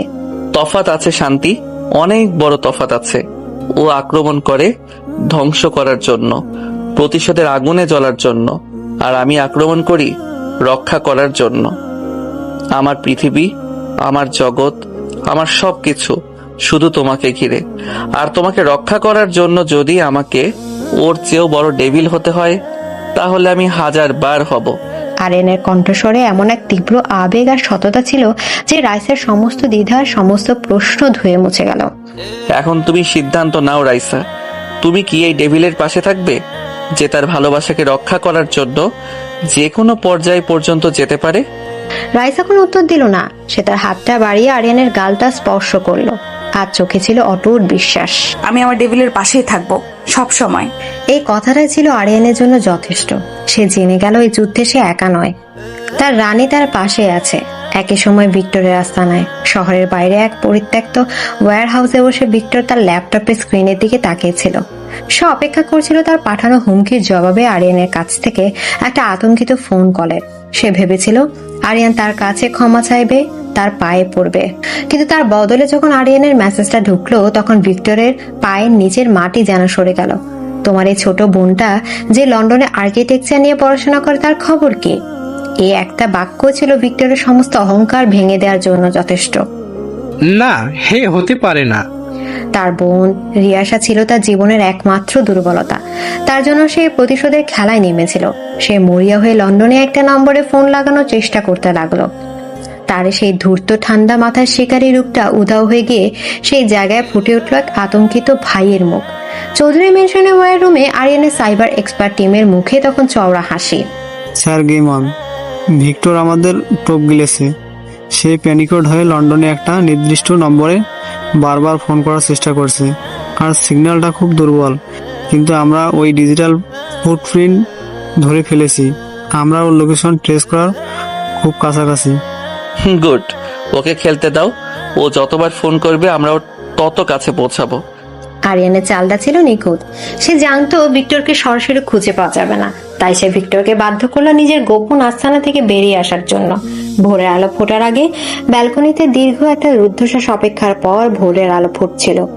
আরিয়ান আর রাইসা ব্যালকনিতে এসে দাঁড়ালো। চারদিকে তখন রাতের অন্ধকারে রেশ লেগে আছে। আপনার কি মনে হয় না যে আমরা দুজনেই খুব স্বার্থপর আরিয়ান? আরিয়ান রাইসাকে পেছন থেকে জড়িয়ে ধরে তার কাঁধে চিবুক রেখে। ভালোবাসাটাই হয়তো পৃথিবীর সবচেয়ে স্বার্থপর অনুভূতি শান্তি। এটা যুক্তি বোঝে না, নিয়ম বোঝে না। এটা শুধু নিজের মানুষকে যে কোনো মূল্যে আগলে রাখতে চায়। বাকি দুনিয়া জাহান্নামে যাক। আরিয়ানের এই কথাই ছিল তাদের সম্পর্কের সারাংশ। এক ভয়ঙ্কর স্বার্থপর কিন্তু তীব্র ভালোবাসা, যা তাদের সঠিক বা ভুলের ঊর্ধ্বে নিয়ে গেছে। আরিয়ান রাইসাকে নিজের দিকে ঘোরালো এবং তার ঠোঁটে একটা গভীর চুম্বন করলো। এটা ছিল তাদের সেই অন্ধকার জগতের শপথ, তাদের আমরা বনাম পুরো পৃথিবীর চুক্তি। ঠিক সেই মুহূর্তে ওয়্যার রুম থেকে রাশেদের ফোনটা এলো। বলো রাশেদ। রাশেদ ফোনের ওপাশ থেকে উত্তেজিত গলায়, স্যার, ইউ গট মি হিম। আরিয়ান আর রাইসা এক দৌড়ে ওয়্যার রুমে চলে এলো। বিশাল স্ক্রিনে তখন একটা স্যাটেলাইট ম্যাপ দেখা যাচ্ছে, যার উপর একটা লাল বিন্দু দপদপ করে চলছে। Sir, location confirm. ভিক্টর শহরের বাইরে পুরনো ডকইয়ার্ডের কাছে একটা পরিত্যক্ত লোহার ওয়্যার হাউস থেকে অপারেট করছে। অবশেষে অদৃশ্য শত্রু দৃশ্যমান। শিকারে নিজেই তার শিকারে পরিণত হয়েছে। আরিয়ানের চোখ দুটো জ্বলে উঠল। সে তার টিমকে চূড়ান্ত অপারেশনের জন্য প্রস্তুত হওয়ার নির্দেশ দিল। আরিয়ান যখন তার ব্ল্যাক জ্যাকেটটা পরে নিচ্ছিল তখন রাইসা তার সামনে এসে দাঁড়ালো। তার চোখে ছিল দৃঢ় সংকল্প। আমিও আপনার সাথে যাব। না Raisa, it's out of the question. এটা খুব বিপজ্জনক। বিপদ তো এখন আমাদের নিঃশ্বাসের সাথে মিশে গেছে আরিয়ান। যে যুদ্ধটা আমাকে আর আমার পরিবারকে ঘিরে, সেই যুদ্ধের শেষটা আমি নিজের চোখে দেখতে চাই। আমি তোমাকে কোনো ঝুঁকির মধ্যে ফেলতে পারবো না। রাইসা আরিয়ানের চোখের দিকে সরাসরি তাকিয়ে, আপনিই তো বলেছেন আমি আপনার শান্তি। আপনি কি আপনার শান্তিকে পেছনে ফেলে ঝড়ের মোকাবেলা করতে যেতে পারবেন? হয় আমরা একসাথে যাব, অথবা আজ রাতে কেউ কোথাও যাব না। রাইসার গলায় ছিল তার রানীর মতো অধিকার বোধ আর দৃঢ়তা। সে আর সেই ভীতু অসহায় মেয়েটি নেই যে ভাগ্যের হাতে নিজেকে সঁপে দিয়েছিল। সে এখন আরিয়ান চৌধুরীর স্ত্রী, তার টেবিল স্বামীর একমাত্র সঙ্গে। আরিয়ান তার স্ত্রীর চোখের দিকে তাকিয়ে রইল। তার চোখে ছিল বিস্ময়, গর্ব আর গভীর ভালোবাসা। সে বুঝতে পারছিল তার পাখিটা এখন আর খাঁচায় বন্দি থাকতে চায় না। সে তার শিকারের পাশে দাঁড়িয়েই আকাশ শাসন করতে চায়। রাইসার সে শান্ত দৃঢ় প্রতিজ্ঞ কণ্ঠস্বরটা ওয়ার রুমের উত্তেজনাপূর্ণ পরিবেশেও এক অদ্ভুত স্থিরতা নিয়ে এলো। আরিয়ান তার স্ত্রীর চোখের দিকে তাকিয়েছিল। সেই চোখে ভয় ছিল না, ছিল আস্থা। আত্মত্যাগ করার জন্য আকুতি ছিল না, ছিল পাশে থেকে যুদ্ধ করার সংকল্প। রাইসা, জেদ করো না, এটা কোনো বাচ্চাদের খেলা নয়। ওখানে সত্যি সত্যি বিপদ আছে। আমিও বাচ্চা নই আরিয়ান, আমি আপনার স্ত্রী। আপনার জীবনের সবচেয়ে বড় যুদ্ধে যদি আপনার পাশে দাঁড়াতে না পারি, তাহলে এই সম্পদের কোনো মানে নেই। হয় আমরা একসাথে যাব, অথবা কেউই যাব না। আরিয়ানের বুকের ভেতরটা গর্বে ভরে গেল। সে বুঝতে পারল রাইসা তার দুর্বলতা নয়, সে তার বর্ম। যে বর্ম তাকে শুধু বাইরের শত্রু নয়, তার ভেতরের দেবলের কাছ থেকেও রক্ষা করে। ঠিক আছে, তুমি যাবে, কিন্তু আমার শরীর থেকে 1 ইঞ্চির জন্যও দূরে সরবে না। প্রমিস? প্রমিস। ডকইয়ার্ডের পরিত্যক্ত ওয়্যার হাউসের বাইরে রাতের অন্ধকারটা ছিল কুচকুচে কালো।